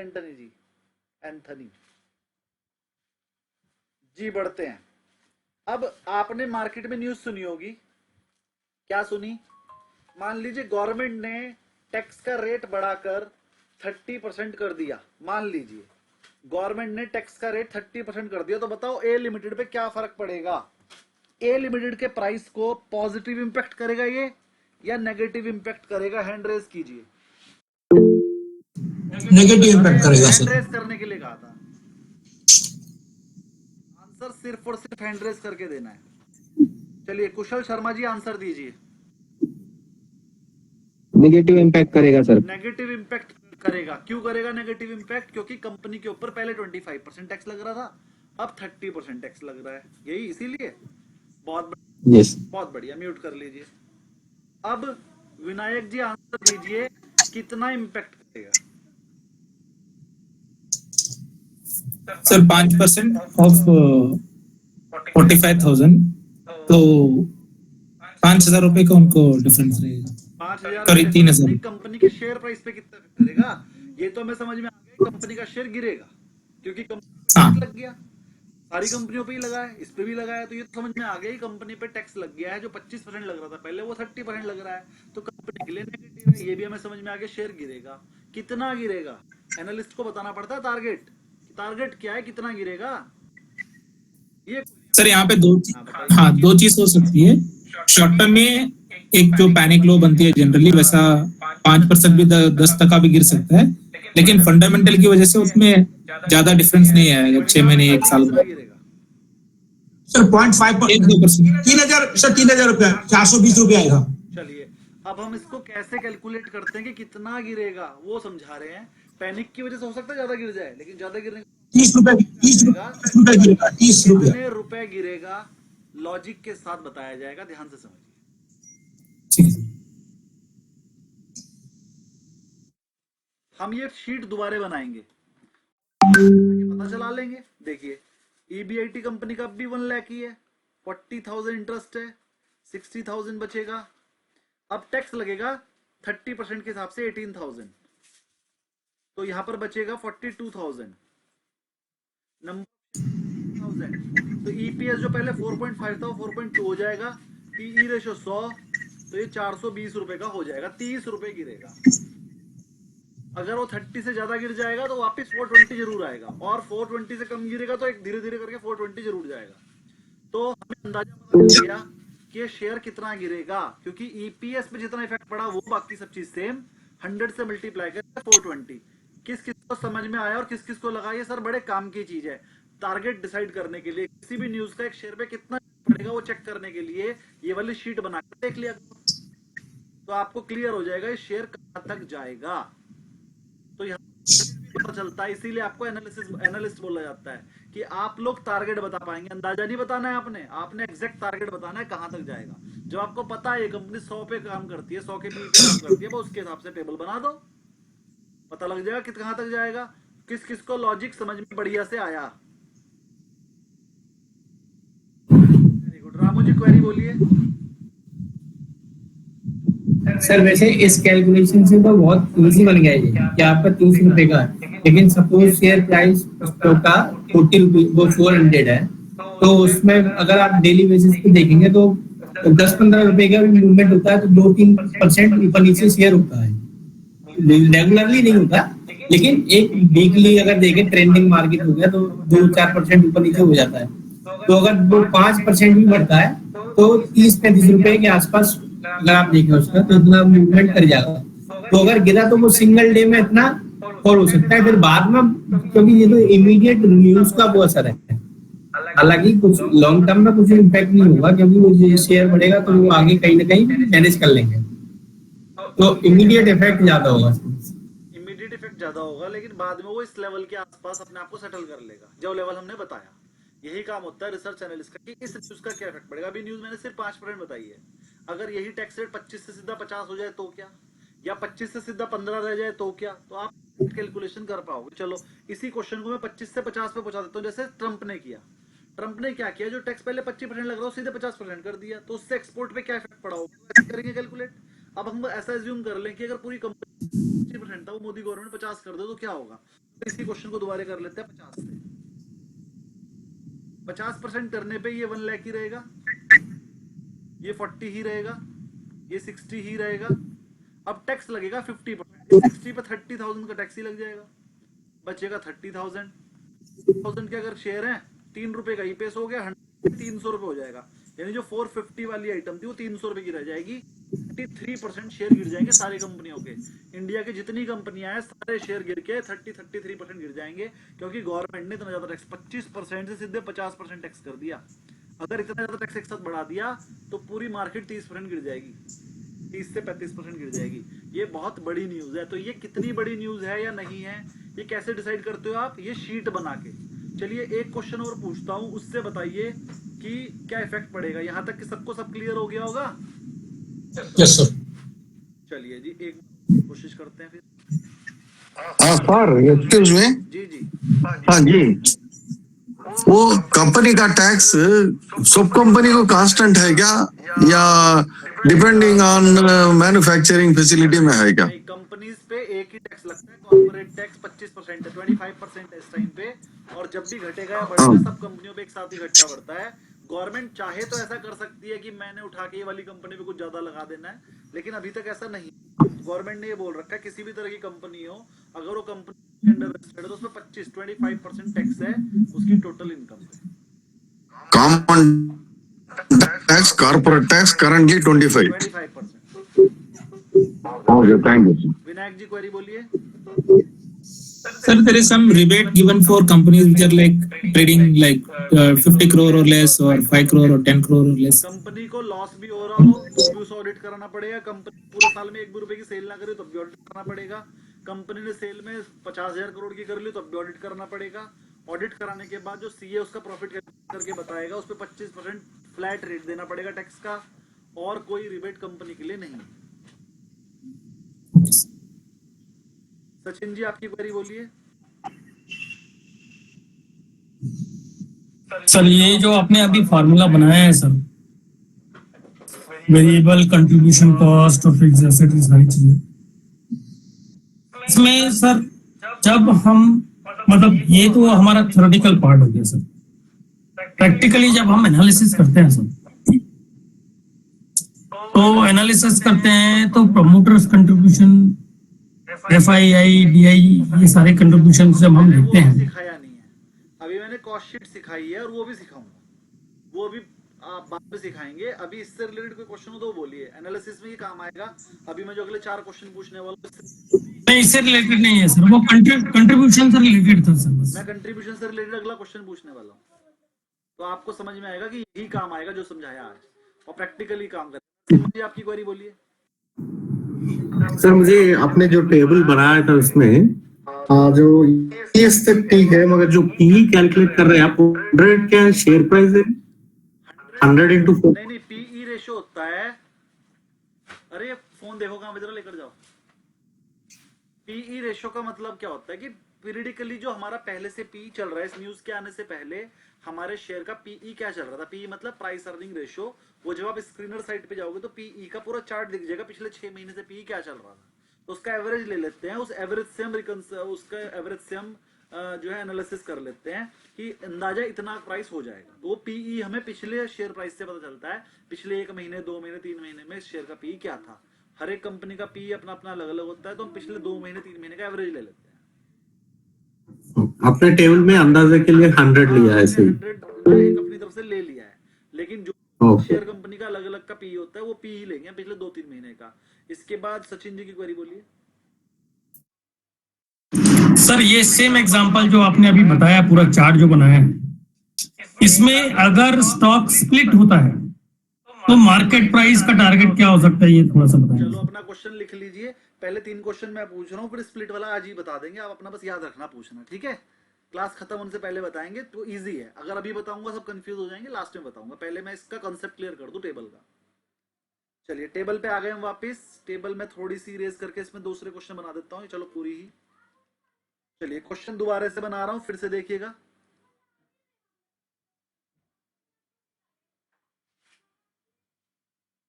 ए लिमिटेड है, EBIT 1 लाख, इंटरेस्ट 4 लाख का लोन था एट द रेट ऑफ 10%, 40,000 बचा 60,000, इसे हम बोलते हैं EBT, tax at the rate of 25%, 15,000 बचा 45,000, इसे हम बोलते हैं EAT, नंबर ऑफ शेयर 10,000, ये बच गया 4.5, EPS, PE रेशियो क्वेश्चन में मान लीजिए हमने दिया आपकी बार 10, तो प्राइस हो गया पर शेयर ₹45। यहां तक किसी को कोई प्रॉब्लम नहीं होगी। अब मैंने आपसे कहा मार्केट में न्यूज आती है और ये सब करोड़ में था, तो ये सब कुछ करने के बाद ये रुपीज में ही आया है। ये 4.5 करोड़ था, ये 10 करोड़ था, तो आंसर 45 रुपए, 45 रुपीज शेयर का प्राइस था। अब मार्केट में अब सिर्फ हैंड रेस करेंगे, आंसर देने से पहले आंसर नहीं देना है, हैंड रेस करना है। मार्केट में न्यूज आई कि जो ये कंपनी थी ना, ये जो 40, इसके पास ये जो लोन था ये 4 लाख करोड़ का था, 10% 40,000 करोड़ का इंटरेस्ट बनता था, तो 4 लाख करोड़ में से कंपनी ने 2 लाख करोड़ का लोन पे कर दिया। तो कौन कौन कहता है इससे कंपनी, ये कंपनी के लिए पॉजिटिव है या नेगेटिव? हैंड रेज कीजिए सिर्फ। कंपनी ने अपना इन लोन जो है वो पे कर दिया, कंपनी ने अपना लोन पे कर दिया, तो ये कंपनी के लिए पॉजिटिव है या नेगेटिव? आंसर देंगे, आंसर देंगे जी। चलिए बद्री नारायण जी आप आंसर। सो ये तो कंपनी के लिए पॉजिटिव है सर, क्योंकि जो इंटरेस्ट आता था which is on a regular basis or yearly basis which will get reduced, so your profit will increase and your earning per share will also increase. ठीक है, अच्छा यही आंसर एक बार फिर से नरसिम्हा जी दीजिए। उसका वही क्या बोलते हैं, डेब्ट टू इक्विटी कम हो गया, मतलब जो उसका जो लोन है बहुत कम, आधा कम हो गया, तो प्रॉफिट इंक्रीज हो गया। ओके, आपका कहना ये है कि लोन पे करने की वजह से जो इंटरेस्ट हम दे रहे थे वो भी आधा हो जाएगा और उसकी वजह से कंपनी का EPS इंक्रीज हो जाएगा, कंपनी के लिए प्रॉफिटेबल है। कुशल शर्मा जी आपका भी, कौशल शर्मा जी आपका भी यही आंसर है? जी सर बिल्कुल यही है। कुमारेश जी आपका भी यही है? कुमारेश जी आपका भी यही है? विनायक जी आपका? यस सर, सेम है। आंसर अगर मैं कहूं सबका गलत है फिर भी सही है सर। फिर भी सही है। कुमारेश जी आपका आंसर भी यही है? सर यही है सर, मैंने वो ऑफ रखा था 20,000 करोड़ का प्रॉफिट हुआ कंपनी को, EPS 60 हो जाता है सर। चलिए तो सबका आंसर कुछ इस तरीके का है, मैं बता देता हूँ क्या है आंसर। आप सबका क्या चाहिए बताइए, प्राइस बढ़ेगा कि घटेगा? बढ़ेगा सर, बढ़ेगा। कितना बढ़ जाएगा? 15 रुपये और 60 रुपये ये आएगा सर। चलिए चेक करते हैं। ये 1 लाख था सर आपका? यस सर, ये 20,000 हो गया। 1 लाख की जगह जो इंटरेस्ट पहले 40,000 दे रहे थे, क्योंकि आधा तो टैक्स, आधा तो लोन पे कर दिया, तो अभी 20,000 आ जाएगा, बराबर सर। 25% लग जाएगा टैक्स। यस सर, ये 60 बचेगा, 10,000 हो जाएंगे number of share, 6 rupees, 10 rupees P के हिसाब से 60 हो जाएगा, मतलब 45 वाली आइटम 60 हो जाएगी। डायरेक्ट 3% शेयर का रेट बढ़ जाएगा, कैप पे लगेंगी 2-3। सिर्फ इसी बात कि कंपनी ने अपना लोन थोड़ा सा कम कर दिया, कंपनी ने अपना लोन थोड़ा सा कम कर दिया और उसकी कंपनी कैप लग जाएगी, 35% बढ़ेगा रेट। आप में से पूछता मैं कि कितने परसेंट रेट बढ़ेगा, तो आप कहते हैं 5% बढ़ जाएगा, 10% बढ़ जाएगा, बस 33% लिस्ट होगा। जिसने ये कोर्स किया है जिसने ये तरीका समझा है कि वैल्यूएशन कैसे की जाती है, वो फट से रहेगा 35%। आपको याद है कुछ दिन पहले मैंने मन्नमपुरम बताया, है ना। और मैंने कहा था अब इसमें कैप लगी कल को 10% की, और मैंने खरीदा भी था, आप सबको भी कहा था खरीद लो, और एक ही दिन में मैंने 1.5 लाख रुपया बचाया था। याद है सबको? कुमारेश जी याद है? आप म्यूट हैं कुमारेश जी, कुमारेश जी म्यूट हैं। उसने 2000 करोड़ का लोन चुका दिया था सर। हाँ, सूर्यवंशी जी आपको याद है भी कुछ दिन पहले हमने मन्नमपुरम एक दिन पहले खरीदवाया था, मैंने भी खरीदी थी कॉल्स, और कॉल खरीद के 20,000 रुपए लगा के मैंने 80-90 हजार रुपए बचाए थे। याद है सूर्यवंशी जी? गायब हो गए। अच्छा, सूर्यवंशी जी नहीं है उसमें, और भी बंदों ने खरीदा था, मैंने इसी बैच में बताया था आपके NISM 8 वाले में, शायद कुमारेश जी नहीं थे। उससे एक दिन पहले मैंने, अगले दिन उसका रिजल्ट आना था, और मैंने रिजल्ट से एक दिन पहले ही कह दिया था इसमें कैप लगेगी, रिजल्ट बहुत बढ़िया आएगा, आज ही खरीद के बैठ जाओ। तो सबने मेरे कहने पे एक कॉल खरीदी थी, 20,000 रुपए में आ गई थी, और 20,000 रुपए लगा के अगले दिन 80-80 हजार रुपए कमाए थे हमने एक ही लॉट में। और मैंने तो 4-5 लॉट लिए थे, मैंने तो 4 लाख रुपए कमाए थे एक ही दिन में। तो मीन्स कहने का कि अगर आप एक एनालिस्ट हो तो पैसा बड़ी बात है क्या? 4-5 लाख तो ऐसे ही कमा लेते हैं हम। जी एंथनी जी बोलिए। सर ये मैंने भी बहुत बार नोट करा है कि जैसे इंटरेस्ट पे होता है, बट हमको वो 1 महीने बाद मालूम पड़ता है, तब तक शेयर ऑलरेडी भाग चुका होता है। तो ऐसा कुछ ट्रैकर है कि मालूम पड़े कि ये कंपनी लोन चुकाने वाली है? ट्रैकर है। ओके, एक तो आप जो है ना, वो गाइड कर जितनी दीजिए। भी कंपनीज को आप ट्रैक करना चाहते हैं, स्क्रीनर पे जाके अपना एक पोर्टफोलियो बना लीजिए। वो 20 कंपनीज को ऐड करने का फ्री देता है, कि अगर आप 20 कंपनीज को ट्रैक करना चाहते हैं तो उसमें ऐड कर लीजिए अपने पोर्टफोलियो में। उन 20 कंपनीज में जो भी होने वाला है, तो कंपनी के लिए रूल है कि अगर आप कोई भी ऐसा काम करेंगे जिससे प्रॉफिट पे 5% से ज्यादा का फर्क पड़े, तो करने से पहले, वो काम करने से एक हफ्ता पहले आपको NSE BSE को बताना पड़ेगा। NSE BSE को बताते हैं तो उसकी नोटिफिकेशन NSE पे जाती है, या तो आप NSE की साइट डेली चेक करिए, वो पॉसिबल नहीं। तो आप क्या करो, अपना स्क्रीनर एक कंपनी है, स्क्रीनर एक साइट है, उस पे जाके अपना पोर्टफोलियो बना लो 20 शेयर्स का, और अपन 20 शेयर्स पे कोई भी अपडेट आएगी NSE BSE पे तो वो आपको मेल करेगा रोजाना। आपने बस ये देखना है कि जो रोजाना स्क्रीनर से मेल आ रहा है वो चेक करना है, तो उन 20 कंपनीज की डिटेल आपको पता चलती रहेगी। अब अगर आपको 40 कंपनीज की डिटेल पता करनी है तो एक अपने नाम से बना लो, एक अपनी एक मेल आईडी से बना लो, एक दूसरी मेल आईडी से बना लो, और 2 मेल चेक करते रहो, तो 40 कंपनीज के बारे में पता चलेगा। और अगर आपकी बुक 60 की है तो you know the way what to do to track the 100 companies. You must have 5 IDs, you have to check 5 emails daily, और बहुत फायदा होता है उसका बनाने का। तो एक तो जब भी कंपनी कोई लोन पे करने की सोचेगी, लोन पे कोई ऐसी थोड़ी करेगी, पहले उसके लिए मीटिंग बुलाएगी शेयर होल्डर्स की। तो शेयर होल्डर की मीटिंग बुलाने के लिए नोटिस देगी, आपको पता चल जाएगा इसकी मीटिंग किस लिए है, उसके अंदर पहले लिखा होगा हम 1 हफ्ते बाद एक मीटिंग करने जा रहे हैं, और वो मीटिंग में हम ये डिसाइड करेंगे क्या लोन पे कर दें या नहीं कर दें।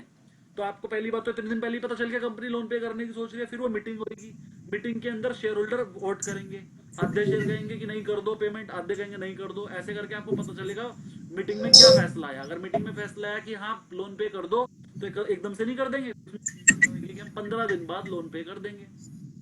लोन पे करने के लिए पैसा कहां से आएगा, ये भी उस मीटिंग में तय होगा। अगर कंपनी के पास अपने पास पैसा है तो ठीक है, अगर कंपनी कहीं और से डिबेंचर इशू कर रही है, शेयर इशू कर रही है, या लोन ले रही है, तो वो भी पता लग जाएगा आपको।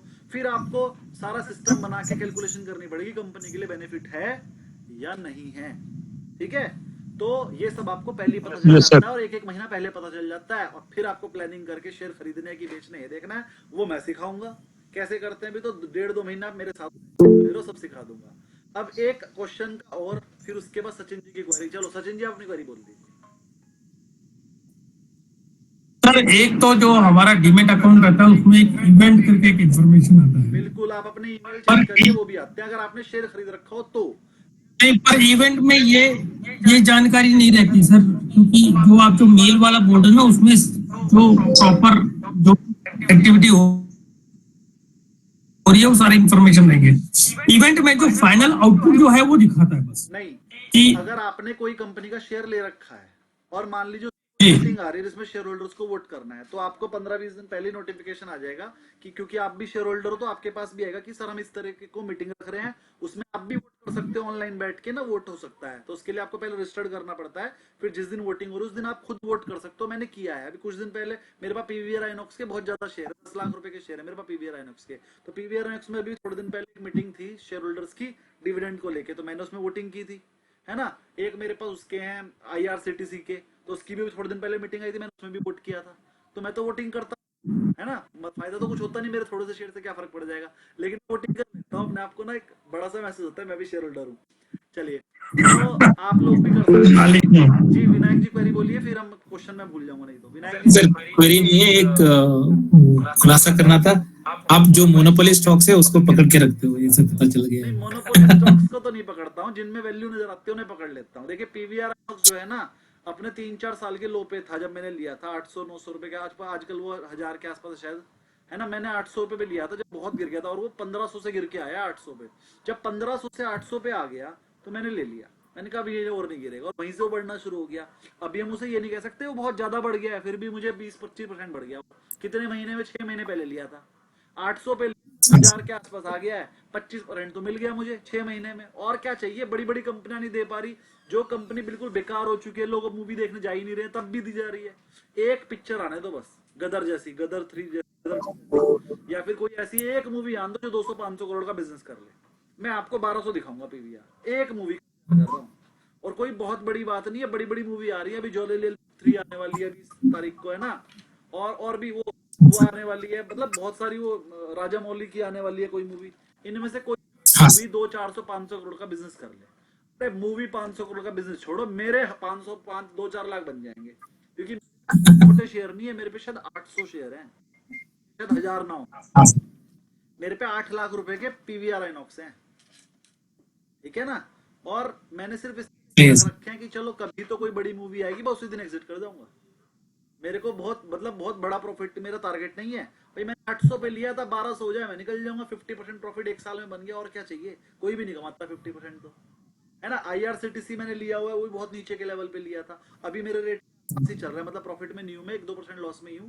तो IRCTC कब चलेगा? अब थोड़े दिनों में, जनवरी-फरवरी में वो आएगा रेलवे बजट, वो भाग जाएगा, 20-25% भाग जाएगा, मैं निकल जाऊंगा। मैं किसी शेयर से प्यार नहीं करता कि मैं तो अपने बच्चों के लिए लेके रखता हूँ, मैं रखता, मैं ट्रेडर हूँ। मैं तो लेता हूँ, 20-25% मिलता है, मैं बाहर, चलो भाई कोई और देखेंगे, है ना। एक गाड़ी जाएगी। यस बैंक क्यों नहीं लिया आपने सर? यस बैंक में वैल्यू नहीं है, तो मैंने आपको खुद बताया था, वैसे यस बैंक तो जीरो हो जाएगा, मरे।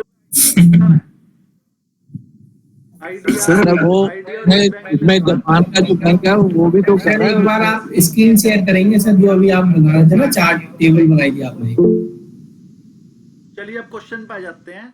अगर कंपनी ने अपना 40,000 वाला इंटरेस्ट को 20,000 में पहुंचा दिया, आधा लोन पे कर दिया, तो क्या होगा? आपने बताया 60 रुपीज का हो जाएगा। अगला क्वेश्चन मैं और पूछ रहा हूं, कंपनी ने अपना आधा लोन पे कर दिया, ये तो हमें समझ में आ गया, लेकिन ये पैसा कहां से आया? इसके लिए कंपनी ने शेयर इशू किया। अब जो अगला क्वेश्चन है वो ये है, लोन पेड। मान लीजिए जो लोन पेड था ये 4 लाख ही था, इसे लैक्स में गिनता हूं मैं, करोड़ में नहीं गिनता, 4 लाख। और ये 4 लाख आए कहां से? शेयर इशू किए, इशू शेयर्स, 10,000 शेयर और इशू कर दिए at the rate of 40 rupees के हिसाब से 10,000 शेयर और इशू कर दिए, तभी तो 4 लाख आए, और यही 4 लाख से लोन पे कर दिया। बताओ ये कंपनी के लिए पॉजिटिव है या नेगेटिव? हैंड रेस कीजिए। कंपनी के पास 4 लाख रुपए का कर्जा था, 40,000 का इंटरेस्ट था, कंपनी ने कहा मैं पूरा पे कर दूंगा, आएंगे पैसे तो है नहीं, कंपनी का मैं शेयर इशू कर दूंगी, तो कंपनी ने 10,000 शेयर और इशू कर दिए और लोन पूरा खत्म ही कर दिया। अब कंपनी विदाउट इंटरेस्ट वाली, मतलब कोई लोन नहीं है कंपनी को, पर खत्म हो गया लोन, कोई इंटरेस्ट देना ही नहीं है किसी को। तो ये कंपनी के लिए पॉजिटिव है या नेगेटिव है? आंसर दीजिए। चलिए बद्रीनारायण जी। इसके हिसाब से number of shares have increase sir, so that the net profit has not changed and the earning per share would come down. अच्छा, आपके हिसाब से नेगेटिव है? Yes. चलिए विनायक जी आप बताइए। सर कर दिया, कंपनी डेट फ्री हो गई। सर अभी वो इंटरेस्ट जो जा रहा था वो नहीं जाएगा, तो उस हिसाब से ये पॉजिटिव है। ईपीएस कम आएगा, लेकिन कंपनी के लिए जो इंटरेस्ट बच रहा है उसके हिसाब से ये पॉजिटिव है। अच्छा, अगर ईपीएस कम आएगा तो कंपनी के लिए कभी भी पॉजिटिव नहीं होता। कंपनी काम करती है शेयर होल्डर्स के लिए, और शेयर होल्डर काम करते हैं ईपीएस के लिए। ईपीएस ही कम हो गया, मेरा शेयर का प्राइस ही गिर जाएगा, फायदा किस वजह से? ईपीएस अगर कम हो रहा है तो किसी भी तरह से अच्छा नहीं है जी। अगला आंसर दीजिए सर कुमारेश जी।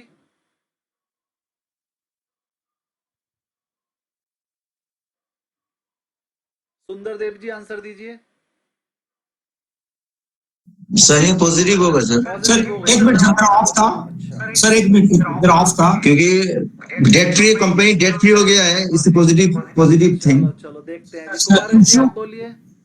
या सर मेरा ऑफ था। सर शेयर इशू किया तो प्रीमियम मिला, जो रिजर्व्स उनका बढ़ गया sir, which can be in future distributed as a bonus also sir. तो कंपनी का ईपीएस टेम्पररी डाउन होएगा, लेकिन लेटर स्टेज में बहुत ज्यादा फायदा होगा सर। ये ऐसे नहीं बात करता एनालिस्ट करता है बात। तो आप सबके आंसर मुझे भी जस्टिफाइड नहीं लगे हैं। सचिन जी आप बोलिए।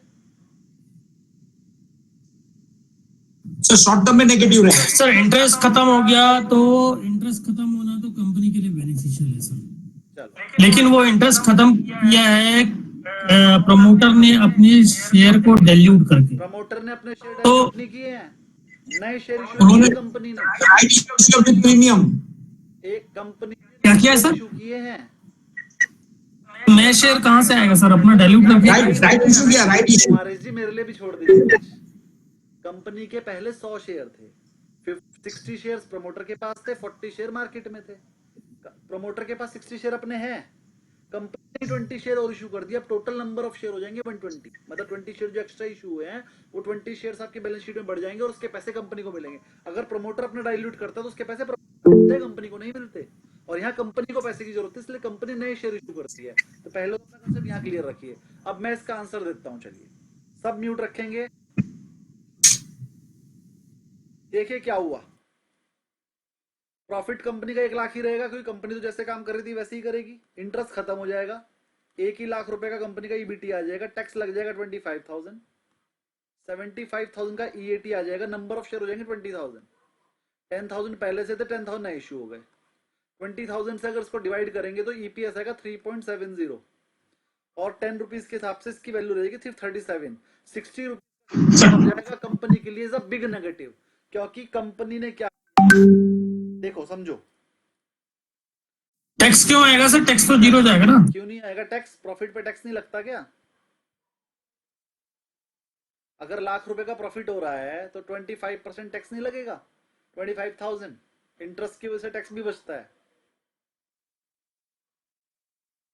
अब जरा ध्यान समझिए, मैं 1 लाख रुपए मेरे पास थे, मैं 1 लाख रुपए से 20% कमा लेता था, 20,000 रुपए। फिर मैंने क्या किया, सचिन जी से कहा, सचिन जी मुझे जरा 1 लाख रुपए का कर्जा और दे दो। सचिन जी ने मुझे 1 लाख रुपए का कर्जा दे दिया। मैंने उस वाले 1 लाख पे भी 20,000 कमाए और अपने वाले 1 लाख पे भी 20,000 कमाए, तो मेरी टोटल प्रॉफिट हो गया 40,000। 40,000 में से सचिन जी को मैंने 10% पे ब्याज पे पैसा लिया था। 40,000 में 10,000 सचिन जी को दिए, बचे 30,000 मेरे। तो पहले मैं कमा रहा था 20,000, अब मैं कमा रहा हूँ 30,000। तो लोन लेना मेरे लिए फायदेमंद है। अगर आपके मन में ये है कि कंपनी अगर अपना लोन पे कर दे तो उसके लिए पॉजिटिव होता है, तो फिर आप एनालिस्ट नहीं हो। एनालिस्ट बनना है हर वो चीज जिससे हमारा प्रॉफिट बढ़े, वो हमारे लिए फायदेमंद है, चाहे वो लोन ही लिया हो हमने। तो लोन लेना हमेशा नेगेटिव नहीं होता। अगर लोन लेने से हमारे प्रॉफिट प्लस हो रहे हैं तो वो हमारे लिए बेनिफिट है। अब यहां पर क्या हो रहा है, मेरा पहले प्रॉफिट 20,000 था, अभी लोन का इंटरेस्ट देने के बाद भी मैं 30,000 कमा रहा हूं, तो यहां पर लोन लेना मेरे लिए फायदेमंद है। दूसरा एग्जांपल, मेरे पास मेरी कैपिटल 5 लाख थी और मैं 25,000 रुपए कमा लेता था उससे साल के। मैंने सचिन जी से कहा मुझे 5 लाख रुपए और उधार दे दो, सचिन जी ने दे दिया 10% पे। अब मैंने अपने 5 लाख से भी 25,000 कमाए और सचिन जी वाले 5 लाख से भी 25,000 कमाए, मेरी टोटल अर्निंग हो गई 50,000। और सचिन जी ने कहा लाओ मेरे 5 लाख पे 10% ब्याज, और वो 50 के 50,000 सचिन जी को दे दिए। मेरे पास तो कुछ बचा ही नहीं। तो जिस कंपनी की प्रॉफिटेबिलिटी इतनी कम है उसे लोन नहीं लेना चाहिए, और अगर वो लोन ले रही है तो उसका ईपीएस कम हो रहा है, उसका प्रॉफिट कम हो रहा है आफ्टर टैक्स आफ्टर इंटरेस्ट, तो वो कंपनी के लिए नेगेटिव है। तो हम ये शीट बना के पता चलाएंगे कि ये वाला काम करने से उसका ईपीएस बढ़ा कि घटा, कंपनी के शेयर कितना हो जाएगा। अब हमें पता चल रहा है 50 से 37 रुपए हो जाएगा, तो कंपनी के लिए नेगेटिव है। तो ये डिसाइड करेगा कंपनी के लिए पॉजिटिव है कि नेगेटिव, अपनी मर्जी से नहीं कि कंपनी जो है डेट फ्री हो गई लॉन्ग टर्म के लिए पॉजिटिव है, शॉर्ट टर्म के लिए, ये सब तो बेवकूफ वाली बातें हैं। अगर आपको सही से एनालिस्ट बनना है तो प्यार मत करो कंपनी से, आप फिगर्स से प्यार करो, फिगर कैलकुलेट करो। फिगर कैलकुलेट करके आपको पता लग जाएगा कंपनी के लिए पॉजिटिव है या नेगेटिव। जो प्राइस पहले 60 था वो 37 रह जाएगा। कहां से पॉजिटिव, कौन कौन था वो पॉजिटिव वाला? कुमारेश जी लॉन्ग टर्म में पॉजिटिव ही होएगा, कौन था वो? अभी मैं आप इस वाली चीज पे कहानी सुना रहा हूं आपको, बहुत ही बढ़िया कहानी है और आपके काम की कहानी है, ध्यान समझिएगा। एक कंपनी हुआ करती थी, उसका नाम था आइडिया।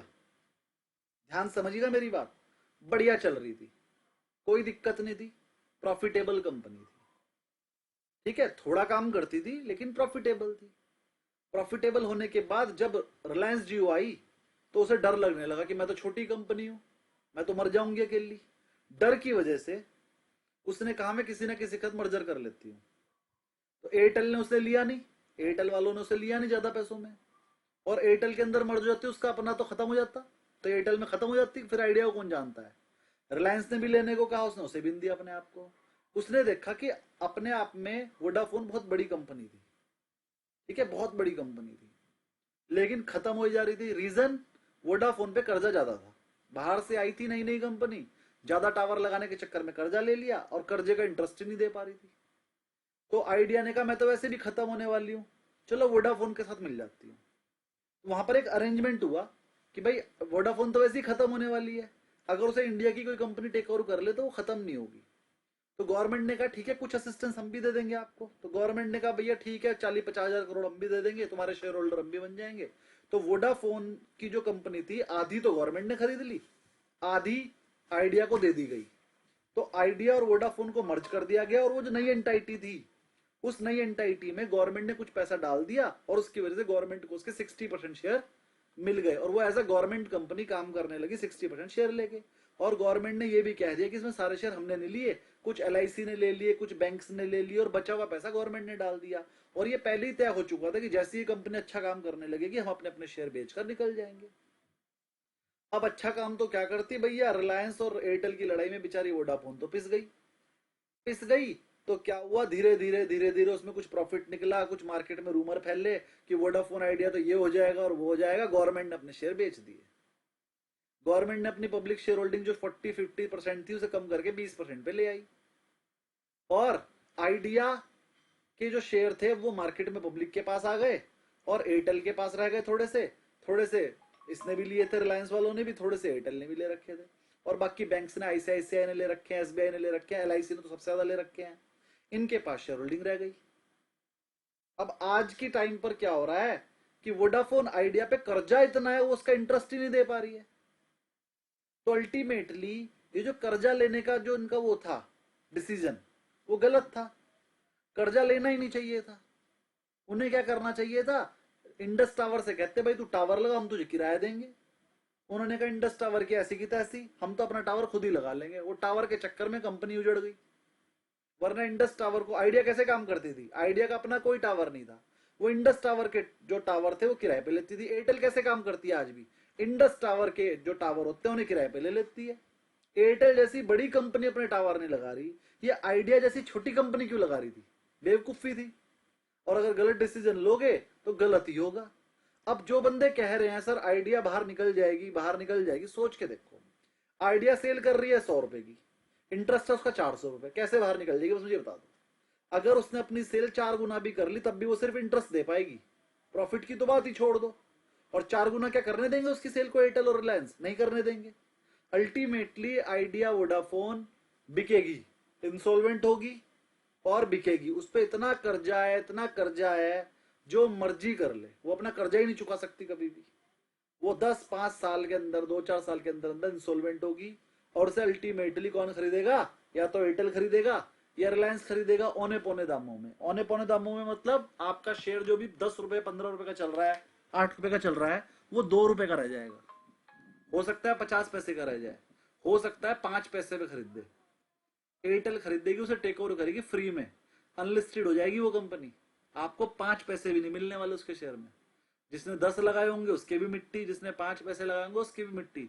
कंपनी अनलिस्टेड हो जाएगी, अनलिस्टेड कंपनी को टेक ओवर करेगी एयरटेल, और एयरटेल भी उसके शेयर कैसे देगी, भाई जिसके पास 10,000 शेयर हो ना वो मेरे 5 शेयर ले लो, ऐसे मिलेंगे पैसे, 5-5 पैसे में जाएगा वो शेयर, मैं बता रहा हूं। तो जो आइडिया में अपनी आस लगा के बैठे हैं ना एक दिन बढ़ेगा, वो जीरो हो जाएगा। मैंने भी किंगफिशर एयरलाइंस खरीदा था जब 5 रुपए का रह गया था ना जब 5 रुपए का मेरे पे है अभी भी, तो वो रह गया था 5 रुपए का। तो मुझे ऐसा लगा भाई, उसके पीछे का लॉजिक बताता हूं, मैंने आज भी रख रखा है, मेरे पे शेयर है वो वाला, लेकिन वो अनलिस्टेड है, बेच ही नहीं सकता, क्या करूं। तो अगर आप आज अपनी को एयरलाइन को रजिस्टर्ड करना चाहो कर ही नहीं सकते। टाटा तो कोई छोटा मोटा घराना नहीं है। टाटा ने एडी चोटी का जोर लगाया था अपनी एयरलाइन बना, उनका सपना था एयरलाइन बनाने का। टाटा जैसा बंदा, रतन टाटा जैसा बंदा अपनी एयरलाइन का रजिस्ट्रेशन नहीं करा पाया। ठीक है, लास्ट में उन्होंने क्या किया, इसको एयरवेज को खरीदा। वो कौन सी है अपनी, कौन सी, वो एयर इंडिया एयर इंडिया का संचालन टाटा वाले करते थे। तो टाटा वालों ने क्या करा, एयर इंडिया का कॉन्ट्रैक्ट ले लिया संचालन करने का गवर्नमेंट से। बहुत सालों उन्होंने कॉन्ट्रैक्ट चलाया। उसके बाद बड़ी किसी वजह से एक रूल आया कि भाई कोई प्राइवेट कंपनी इसका संचालन नहीं कर सकती, गवर्नमेंट खुद करेगी। तब जाके उनके हाथ से छूट गई। जब उनके हाथ से छूट गई तो उन्होंने बहुत कोशिश करी कि हम अपनी एयरलाइन का रजिस्ट्रेशन ले लें, लेकिन भाई साहब वो रजिस्ट्रेशन नहीं ले पाए, रतन टाटा नहीं ले पाया। तो आप ले लोगे, मैं ले लूंगा क्या। लेकिन जब मैंने देखा कि यार किंगफिशर एयरलाइंस बिल्कुल इंसॉल्वेंट की कगार पे आ गई, इसके सारे प्लेन बिक गए, इसके हवाई पट्टियां बिक गई, किराए की थी सब बिक गया, अभी खत्म हो गई, लेकिन इसके पर रजिस्ट्रेशन तो है। मैंने कहा कि जरूर कोई ना कोई बंदा, रतन टाटा जैसा कोई बंदा या रतन टाटा खुद इस किंगफिशर एयरलाइन का सिर्फ नाम खरीद लेंगे। ध्यान समझना, मुझे मेरे मन में जो मतलब डाउट्स थे, मतलब एक वो है कि यार कोई ना कोई पागल थोड़ी है जो बंदा एयरलाइंस में काम करना चाह रहा होगा। रतन टाटा पे ही मुझे विश्वास था कि रतन टाटा जी ने इतनी कोशिश की थी, ये किंगफिशर एयरलाइंस चाहे 10 साल बाद खरीदे चाहे 5 साल बाद, रतन टाटा जी जरूर खरीदेंगे। तो मेरे मन में ये था और मैंने कहा चलो 10-5 हजार का रिस्क लेते हैं। तो 5 रुपए का उस टाइम वो शेयर चल रहा था। मैंने 1500 शेयर, मेरी बेटी पैदा हुई थी उसी टाइम, तो मैंने उसके नाम के 7,500 रुपए इन्वेस्ट कर दिए। मैंने कहा इसकी शादी में 10-15 लाख के हो जाएंगे और मैं बेच दूंगा। मैंने 7,500 रुपए के 1500 शेयर लिए, बहुत ज्यादा नहीं लिए, मैं सोचकर बैठा था जीरो भी हो सकते हैं। मैंने वो 7,500 के शेयर ले लिए, आज भी मेरे अकाउंट में पड़े हैं। बल्कि 7,500 के भी नहीं, 4,500 के लिए थे, 3 रुपए का था शेयर। 1500 शेयर लिए थे, 5,000 मुझे लगाने थे। तो मैं दिखा सकता हूँ, मेरे पास अकाउंट में है अभी भी। तो 4,500 रुपए कॉस्ट लिखी हुई है वहां पे अभी भी। तो 4,500 रुपए मैंने इन्वेस्ट कर दिए और वो जीरो हो गए मेरे। लेकिन मैं कह रहा हूं कि मेरे बच्चों के बड़े होने तक कभी किसी के मन में आ गया कि मैं किंगफिशर एयरलाइंस का नाम टेक ओवर करना चाहता हूं, तो अभी भी उसकी वैल्यू बन सकती है, क्योंकि थोड़े बहुते पैसे में नहीं मिलेगा वो किंगफिशर को नाम जो लेगा। यहाँ प्रॉब्लम बस ये आ गई कि नाम खरीदने के लिए पहले बेचने वाले का तो मिलना चाहिए, वो मालिया मिल ही नहीं रहा। कोई खरीदने जरूर आ जाता, लेकिन बेचने वाला सेलर मिले तो खरीद दो जाके। अरे मैं ही खरीद लूंगा भाई, मैं ही खरीद लूंगा, नहीं चलाऊंगा एयरलाइन, नाम बदल के किंगफिशर एयरलाइन का शिवम एयरलाइन कर लूंगा, मैं वैसे ही फेमस हो जाऊंगा। कितने की मिल जाएगा मुझे, 1-2 करोड़ का मिल जाएगा, 2 करोड़ में पूरे इंडिया में फेमस हो जाऊंगा। लेकिन वो विजय माल्या मिले तो सही। बस ये एक प्रॉब्लम रह गई कि विजय माल्या ही भाग गया। वो विजय माल्या मिल जाता तो उसकी किंगफिशर एयरलाइंस कोई ना कोई टेक ओवर जरूर कर लेता। और अगर वो टेक ओवर कर लेता तो जो रूल मैंने लगाया था, जो नॉलेज मैंने लगाई थी, जो प्लानिंग मेरी थी, वो कामयाब हो जाती और मेरे 4500 रुपए 45 लाख बनते ही। लेकिन जो सर जेट एयरवेज भी है, जेट एयरवेज भी है, बहुत सारी है, ठीक है ना। चलिए, तो अब मैं जरा उस पर आ जाता हूँ कि हमने आज आपको क्या सिखाया। एक तो वो टेबल सिखाई है, प्लस ये सिखाया कि कोई भी चीज अगर होती है तो उसमें आप सेंटिमेंटल मत हो। डेट फ्री हो गई, लॉन्ग टर्म में पॉजिटिव है, शॉर्ट टर्म में गए, ये सब कहानियां हैं। ये वो लोग बोलते हैं जिन्होंने पढ़ाई लिखाई नहीं की। जो एनालिस्ट हैं वो ऐसा नहीं सोचते, वो पढ़ते हैं कैलकुलेशन, और कैलकुलेशन करने के साथ डेटा के साथ आते हैं, अपना टारगेट भी बताते हैं कि कंपनी के लिए पॉजिटिव है, इससे ईपीएस जो है बढ़ रहा है और इसका टारगेट मेरा ये है। टारगेट कैसे निकाला वो पूरी शीट दिखाते हैं आपको, और एनालिस्ट की तरह बात किया करो लॉजिक के साथ, और धीरे धीरे मैं आपको एनालिस्ट बना दूंगा। हर चीज के पीछे एक लॉजिक होता है, वो लॉजिक मैं आपको बता दूंगा, आप सीख जाओगे। और जब मैं ये कोर्स खत्म करूंगा, जिस तरीके से भी आप बात करते हो ना, वो सब बदल जाएगा। आप कैलकुलेटिव हो जाओगे, हर चीज सोच समझ के बात करोगे, और अगर समझ में नहीं आ रहा होगा तो आंसर दोगे। सर समझ में नहीं आ रहा, मैं कुछ कमेंट नहीं कर सकता, लेकिन गलत आंसर नहीं दोगे। अगर क्वेश्चन के बारे में कुछ लॉजिक समझ में ना आए तो नो कमेंट्स, गलत करने की क्या जरूरत, नो कमेंट्स, ठीक। और अगर आपके पास लॉजिक है तो उसके हिसाब से आंसर दीजिए हमेशा। चलिए, तो किस किस को आज की क्लास में आपको लगा बेनिफिशियल थी? सर बहुत बेनिफिशियल, 100%। सर बंदर वाली बात में मजा आ गया। बंदर वाली नहीं, एग्जांपल तो मैं रोजाना एक आधा बढ़िया दूंगा ही दूंगा, उससे तो क्लास में मजा ही आता है। चलिए, अब मैं आपको आपके इस कोर्स में बहुत ज्यादा वैल्यूएशन प्रिंसिपल सिखाऊंगा। आज मैंने एक प्रिंसिपल सिखाया वैल्यूएशन का। इस प्रिंसिपल को बोलते हैं पीई रेशो वैल्यूएशन। मतलब हम ईपीएस कैलकुलेट करते हैं और उसे पीई रेशो से मल्टीप्लाई करते हैं तो प्राइस निकल कर आ जाता है, टारगेट निकल कर आता है। वाले को बोलते हैं पीई रेशियो वैल्यूएशन। और कल जब मैं थ्योरी पढ़ा रहा था पिछली क्लास में, तो वहां पर लिखा रहा था वैल्यूएशन प्रिंसिपल में बहुत सारे, एक तो पीई रेशियो लिखा हुआ था, फिर एक डीसीएफ अप्रोच लिखा हुआ था, और मैंने कहा था ये मैं बाद में पढ़ाऊंगा, उसमें से एक पढ़ा दिया पीई रेशियो।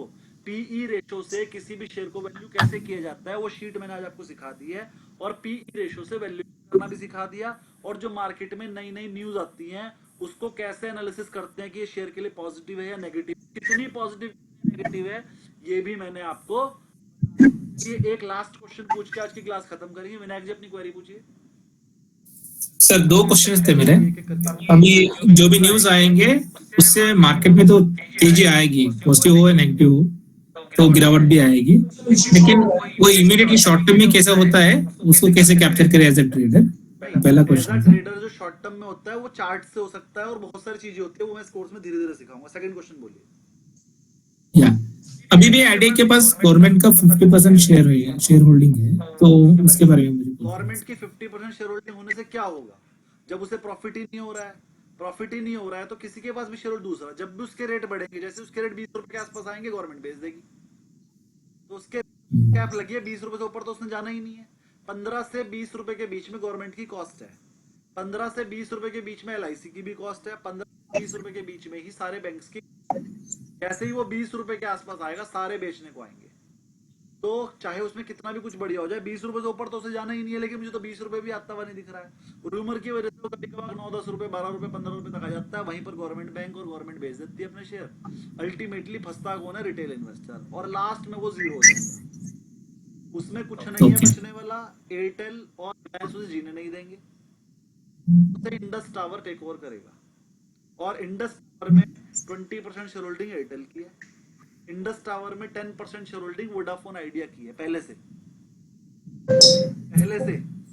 इंडस टावर में इनकी होल्डिंग है। इंडस टावर खुद अपने आप लिक्विडिटी रिलायंस में मिलने वाली है। अल्टीमेटली सारी टेलीकॉम कंपनियां खत्म हो जाएंगी, लास्ट में 2 बचेंगी बस, एयरटेल, रिलायंस, बस सब निमट जाएगा, सब जीरो होना। इंडस टावर भी खत्म हो जाएगा, इंडस टावर भी खत्म होगा, और वो एयरटेल ही टेक ओवर करेगी। एयरटेल ने तो पहले से 20% शेयर होल्डिंग ले रखी है, 30% और लेती है उसकी सब्सिडी बन जाएगी, और एयरटेल जल्दी ही करने वाली है ये काम, क्योंकि रिलायंस ने तो टावर यूज करता ही नहीं है। रिलायंस ने अपने टावर वगैरह खुद बनाए हुए हैं, और एयरटेल ने इंडस टावर किससे बनवाए हुए हैं। आइडिया पहले ही खत्म होने वाली है, आइडिया को टेक ओवर करेगा एयरटेल, तो आइडिया के पास जो इंडस टावर के 10% शेयर है वो भी उसके पास आ जाएंगे, एयरटेल के पास। अल्टीमेटली इंडस टावर को एयरटेल ही टेक ओवर कर लेगी, और एयरटेल इंडस टावर को टेक ओवर करने के लिए आइडिया को टेक ओवर करेगी फ्री में। आने वाले 5 साल में आइडिया खत्म होगा, वो एयरटेल में मिल जाएगा डोकोमो की तरह फ्री में। उसके बाद इंडस टावर को कुछ रेट पे, इंडस टावर फिर भी बढ़िया कंपनी है, उसमें इन्वेस्ट किया जा सकता है, इंडस टावर को भी वो अपने में मिलाएगा, और फिर मार्केट में 2 बड़ी कंपनियां हो जाएंगी, एक रिलायंस, एक इंडस टावर। होगा जरूरी, क्योंकि टेलीकॉम कंपनियों के पास प्रॉफिट नहीं है किसी के पास भी। मतलब मैं तो एयरटेल को भी मना करता हूँ लेने के लिए, एयरटेल को भी प्रॉफिट। टेलीकॉम हर वो कंपनी जिसमें कंपटीशन ज्यादा, आपको घुसने की जरूरत क्या है? हम तो उसमें ना जहाँ 50% का प्रॉफिट हो रहा हो, जैसे सोलर की कंपनी सबसे बढ़िया, अगले 20 साल का पूरा गजब फ्यूचर है उनका, चलती ही रहेंगी, कोई मोनोपोली स्टॉक है सारे। उसके अलावा आप ये मोनोपोली वाली कंपनी उठा सकते हो, IRCTC उठा सकते हो, है ना, BSC उठा सकते हो, NSC उठा सकते हो, CDSL उठा सकते हो, कैम्स उठा सकते हो, एंजल उठा सकते हो, जीरोधा अगर हो तो है ही नहीं, एंजल ब्रोकिंग है वो उठा सकते हो। जीरोधा लिस्टेड नहीं है सर, लिस्टेड नहीं है, लेकिन अनलिस्टेड स्पेस में ले सकते हो। हाँ, तो ये कंपनीज अच्छी हैं। और अगर मैं बढ़िया कंपनीज का नाम लॉन्ग टर्म के लिए, तो PVR INOX है इस टाइम, एशियन पेंट है, और जी और ले सकते हो आप लॉन्ग टर्म के लिए IRCTC मैंने पहले बता दिया है ना। कुछ कंपनी ये ले सकते हो जी। कुशाल जी, आप कौशल जी, आपकी क्वेरी बोलिए। सर अभी जो जी कौशल जी बोलिए।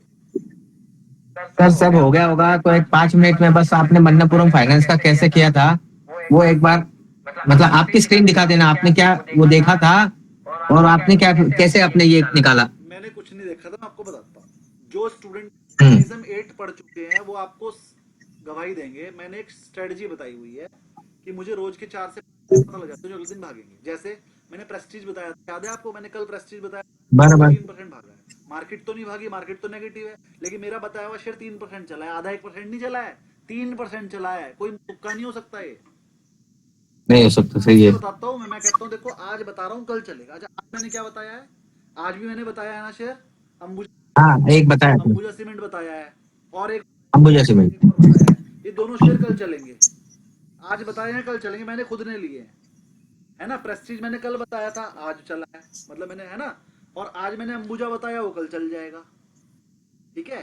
तो मेरे पास ये शीट है, ये मैं NISM 8 के उसमें पढ़ाऊंगा आपको। अब क्या हुआ, NISM 8 वाली जो शीट है मेरे का ऑपरेटर की शीट होती है, वो सबको आती है, NISM 8 पढ़ चुके हैं मेरे से।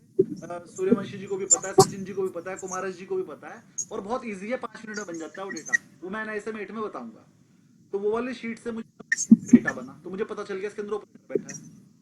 ऑपरेटर क्यों बैठा था आने वाला, तो मुझे ये भी पता चल गया। अच्छा कैसे पता चलता है पॉजिटिव बना है कि नेगेटिव, वो भी मुझे मैं बताता हूँ। तो मुझे उस शीट को देख के पता चला कि इसमें ऑपरेटर बैठा है और पॉजिटिव डेटा बना है। तो मुझे ये नहीं पता 10 मिनट लगेगा, मुझे ये पता था ये भागेगा। म्यूट कीजिए जरा, डिस्टर्बेंस आ रही है। हाँ, तो मुथूट फाइनेंस का जो ऑपरेटर का डेटा बना, तो मैं भी खरीद कर बैठ गया। मैंने सबको कहा कल इसके रिजल्ट आने हैं और रिजल्ट अच्छा आएगा। ऑपरेटर बैठा हुआ है इसके अंदर, ये 2-3-5 मिनट भाग सकता है। तो हमने तो 2-3-5 मिनट किया, लेकिन जब शाम को रिजल्ट आया तो मैंने उसका एनालिसिस करा, उसका प्रॉफिट जो है ना लगभग 20% बढ़ गया था। अब आप खुद बताओ, जैसे ये वाली शीट ले लो, अगर मैं कहूं कि उसका प्रॉफिट जो है 20% बढ़ गया, यानी कि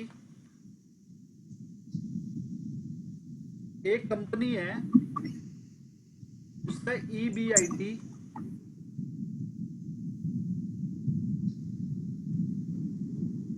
जो 1 लाख रुपए था, 40,000 इंटरेस्ट था, 60,000 माइनस टैक्स 10,000, 45,000, 10,000 का EPS करके 4.50 होता था। मैं कह रहा हूँ ये 20% बढ़ गया, 1,20,000 आ गया। तो माइनस 40,000 करके यहाँ पर 80 आएगा, 80 में से 20,000 लेस होगा तो यहाँ 60 आएगा, 60 को 10 करेंगे तो यहाँ 600 रुपए, 45 रुपीज की जगह पर शेयर जाएगा 60 आ जाएगा।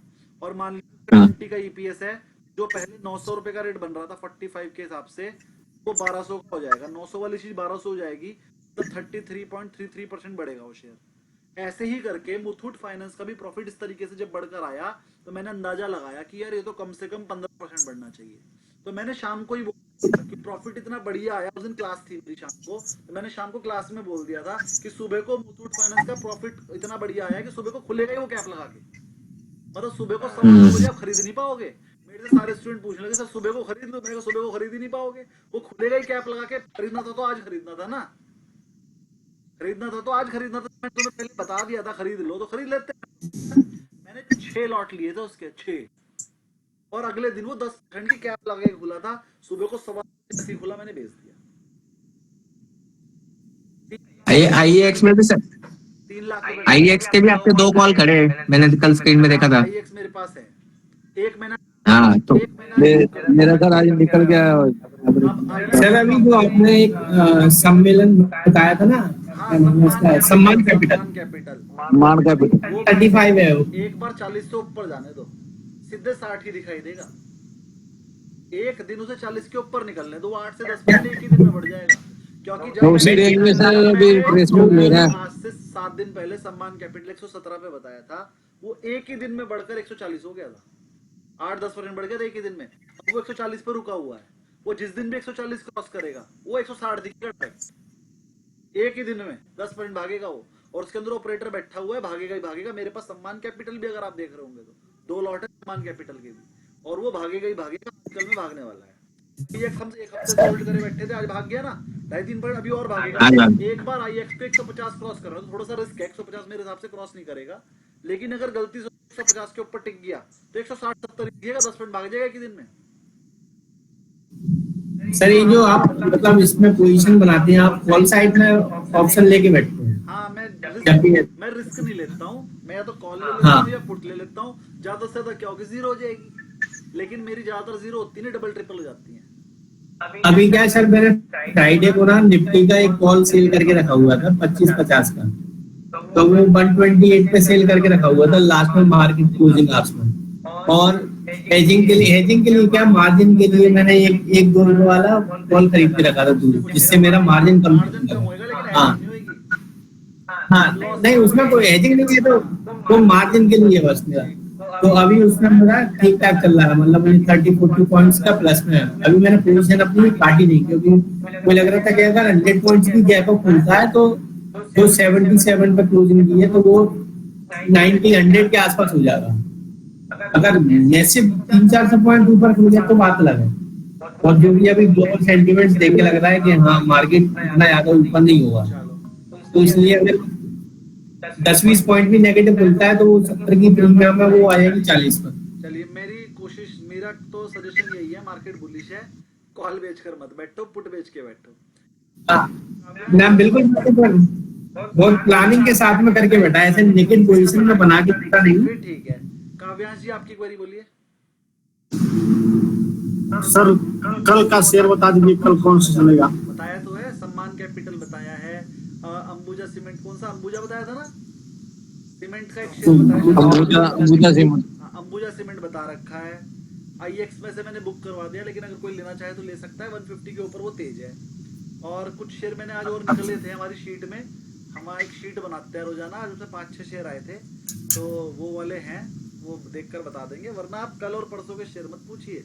मैंने आपको एक कहानी सुनाई थी शायद सबको, मेरे फादर ने कहा था किसी को भी कभी कुछ देना है तो उससे फल मत दो, डायरेक्ट शेयर मत बताओ, शेयर निकालना सिखा दो। तो मैं आपको शेयर निकालना सिखा दूंगा, मैं आपको नहीं बताऊंगा, आप सबको। इसके लिए क्या होगा, कोर्स पूरा करो, शीट वालों को शीट बनाने सिखा दे, शीट से मैं वो निकाल रहा हूँ, आपको भी सिखा दूंगा। ये कोर्स करने के बाद आप बहुत कुछ निकालना सीख जाओगे, और NISM 8 करने के बाद तो सब कुछ ही सीख जाओगे, फिर कुछ सिखाने को रहेगा ही। चलिए जी, मेरे हिसाब से आज आपको बहुत कुछ आ गया है, आज के लिए इतना ही। लेकिन आप लोगों ने भी बैक क्वेश्चन नहीं किए हैं, बैक क्वेश्चन कर लीजिए, और अगली क्लास में चैप्टर में खत्म कर दूंगा, और फिर फर्स्ट चैप्टर का होगा टेस्ट, मॉक टेस्ट। तो ये फर्स्ट चैप्टर की क्वेरी में अगर किसी की आएगी तो अपने बैक क्वेश्चन सारे खत्म करके लाइए, जो क्वेरी होंगी मैं सॉल्व करा दूंगा, और चैप्टर खत्म होते ही फर्स्ट चैप्टर का मॉक टेस्ट होगा, उसमें 100 क्वेश्चन आएंगे, और नेगेटिव मार्किंग के साथ आपको टेस्ट होगा ऑनलाइन। ठीक है, तो आप लोग अपने जो भी पूछ लीजिए। आज के लिए इतना ही। सर बस जाते हैं एक बार, सर इसमें क्या कुछ ट्रिक्स, कुछ तरीका होता है कि सर जिससे अच्छे से ये टेबल स्टेप बाय स्टेप याद हो जाए? अरे इसमें तरीका क्या है, याद हो जाएगी, 2-4 बार पढ़ोगे तो। अच्छा ठीक है। सचिन जी आपकी कोई क्वेरी थी जो मैंने कहा था लास्ट में बता देंगे, क्या थी वो? शायद क्लास में नहीं है, तो चलिए।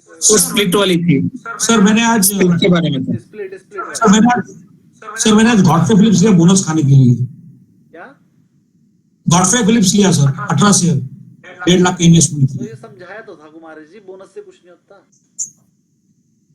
पर सर एक महीने में वापस सर 3,300 का रेट आया, 4,000 के नीचे गया नहीं 12 महीने में शेयर सर, इसलिए लिया सर। चलिए देख लीजिएगा। अब मैं वो वाला क्वेश्चन का आंसर कर देता हूँ कि सर अगर कंपनी ने बोनस दिया तो क्या होगा। चलिए अब उसी शीट पे आ जाते हैं वापस। सर ये वाली कंपनी थी, ये वाली कंपनी है। अब ये वाली कंपनी ने अगर बोनस दे दिया तो क्या होगा सर, 1 लाख रुपए का प्रॉफिट है, 1 लाख रुपए का ही रहेगा, 40,000 का इंटरेस्ट हो जाएगा, 60,000 आएगा, 15,000 का टैक्स हो जाएगा, 45,000 आएगा, और 10,000 की जगह शेयर 10,000, और जो आपका EPS आएगा वो 2.25 आ जाएगा। 20 से मल्टीप्लाई करके जो पहले आपका प्राइस यहाँ पर 900 रुपीज होता था वो 450 आ जाएगा।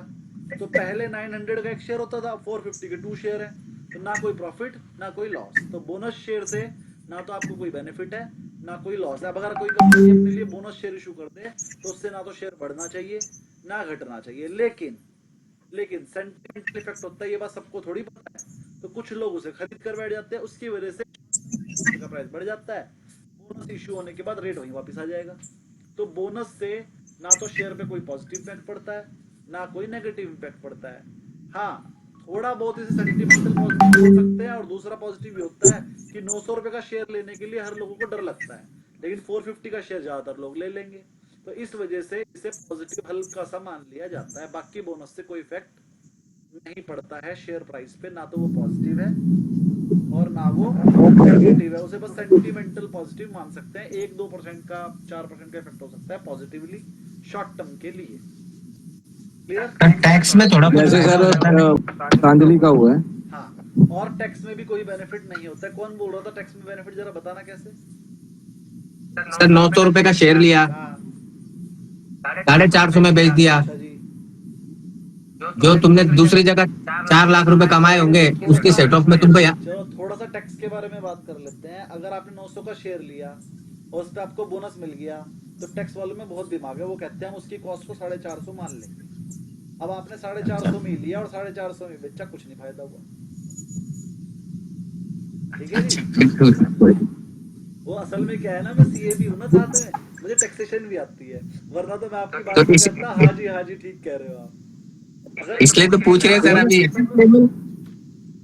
शुरुआत में ये लगता है कि हाँ क्वांटिटी डबल हो गई उनकी, बाकी प्राइस शेयर प्राइस अल्टीमेटली घटेगा, क्योंकि वो बोनस से ना टैक्सेशन का बेनिफिट है ना शेयर प्राइस का कोई बेनिफिट नहीं है। बस एक ही बेनिफिट है, पहले शेयर ज्यादा प्राइस का था, वो कम प्राइस का हो गया है। कम प्राइस पे थोड़े से इन्वेस्टर ज्यादा जाते हैं, जिसकी वजह से उसकी वैल्यू 1-2% बढ़ सकती है। डाउट है वो क्लियर कर रहे हैं बस। बस वो मार्केट में रूमर बना बना के रेट बढ़ा रहे हैं जी। विनायक जी को देखिए, फिर खत्म करेंगे क्लास को। हाँ सर, कंपनी के लिए भी कोई फायदा नहीं है, तो इसलिए बोनस शेयर क्यों इशू करते सर? बोनस शेयर सिर्फ इशू करने का प्राइस रिड्यूस हो जाएगा और प्राइस रिड्यूस करने के लिए बोनस शेयर इशू किया जाता है।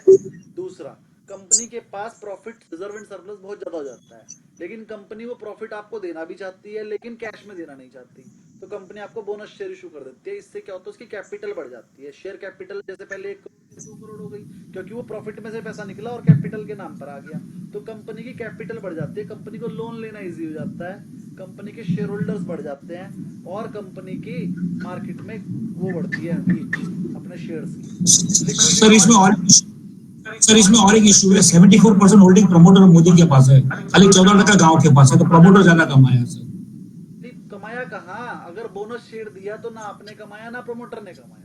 बोनस शेयर देने से किसी का बेनिफिट नहीं है, यही तो समझाना चाह रहा हूँ।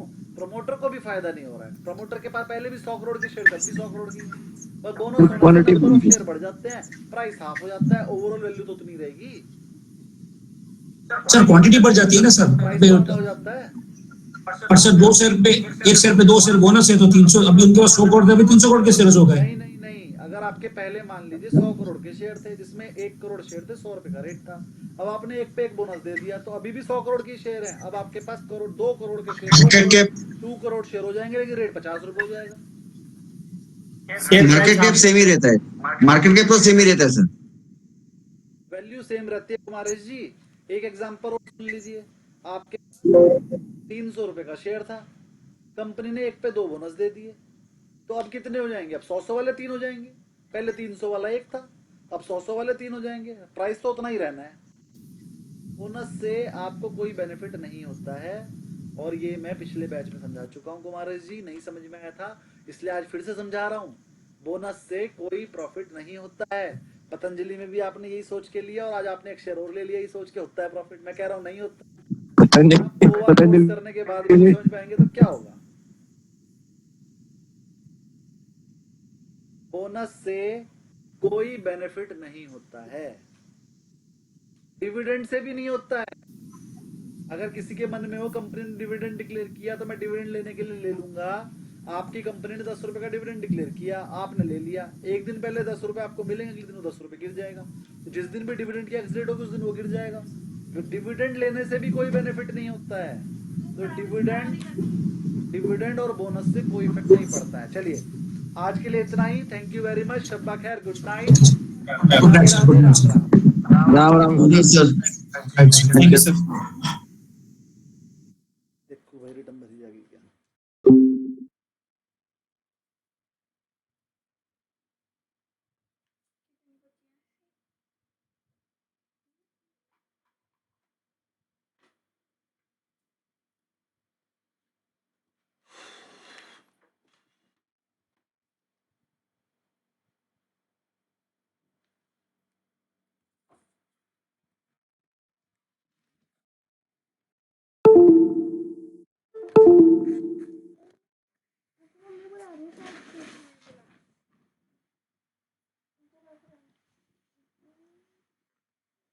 राधे राधे राधे बोल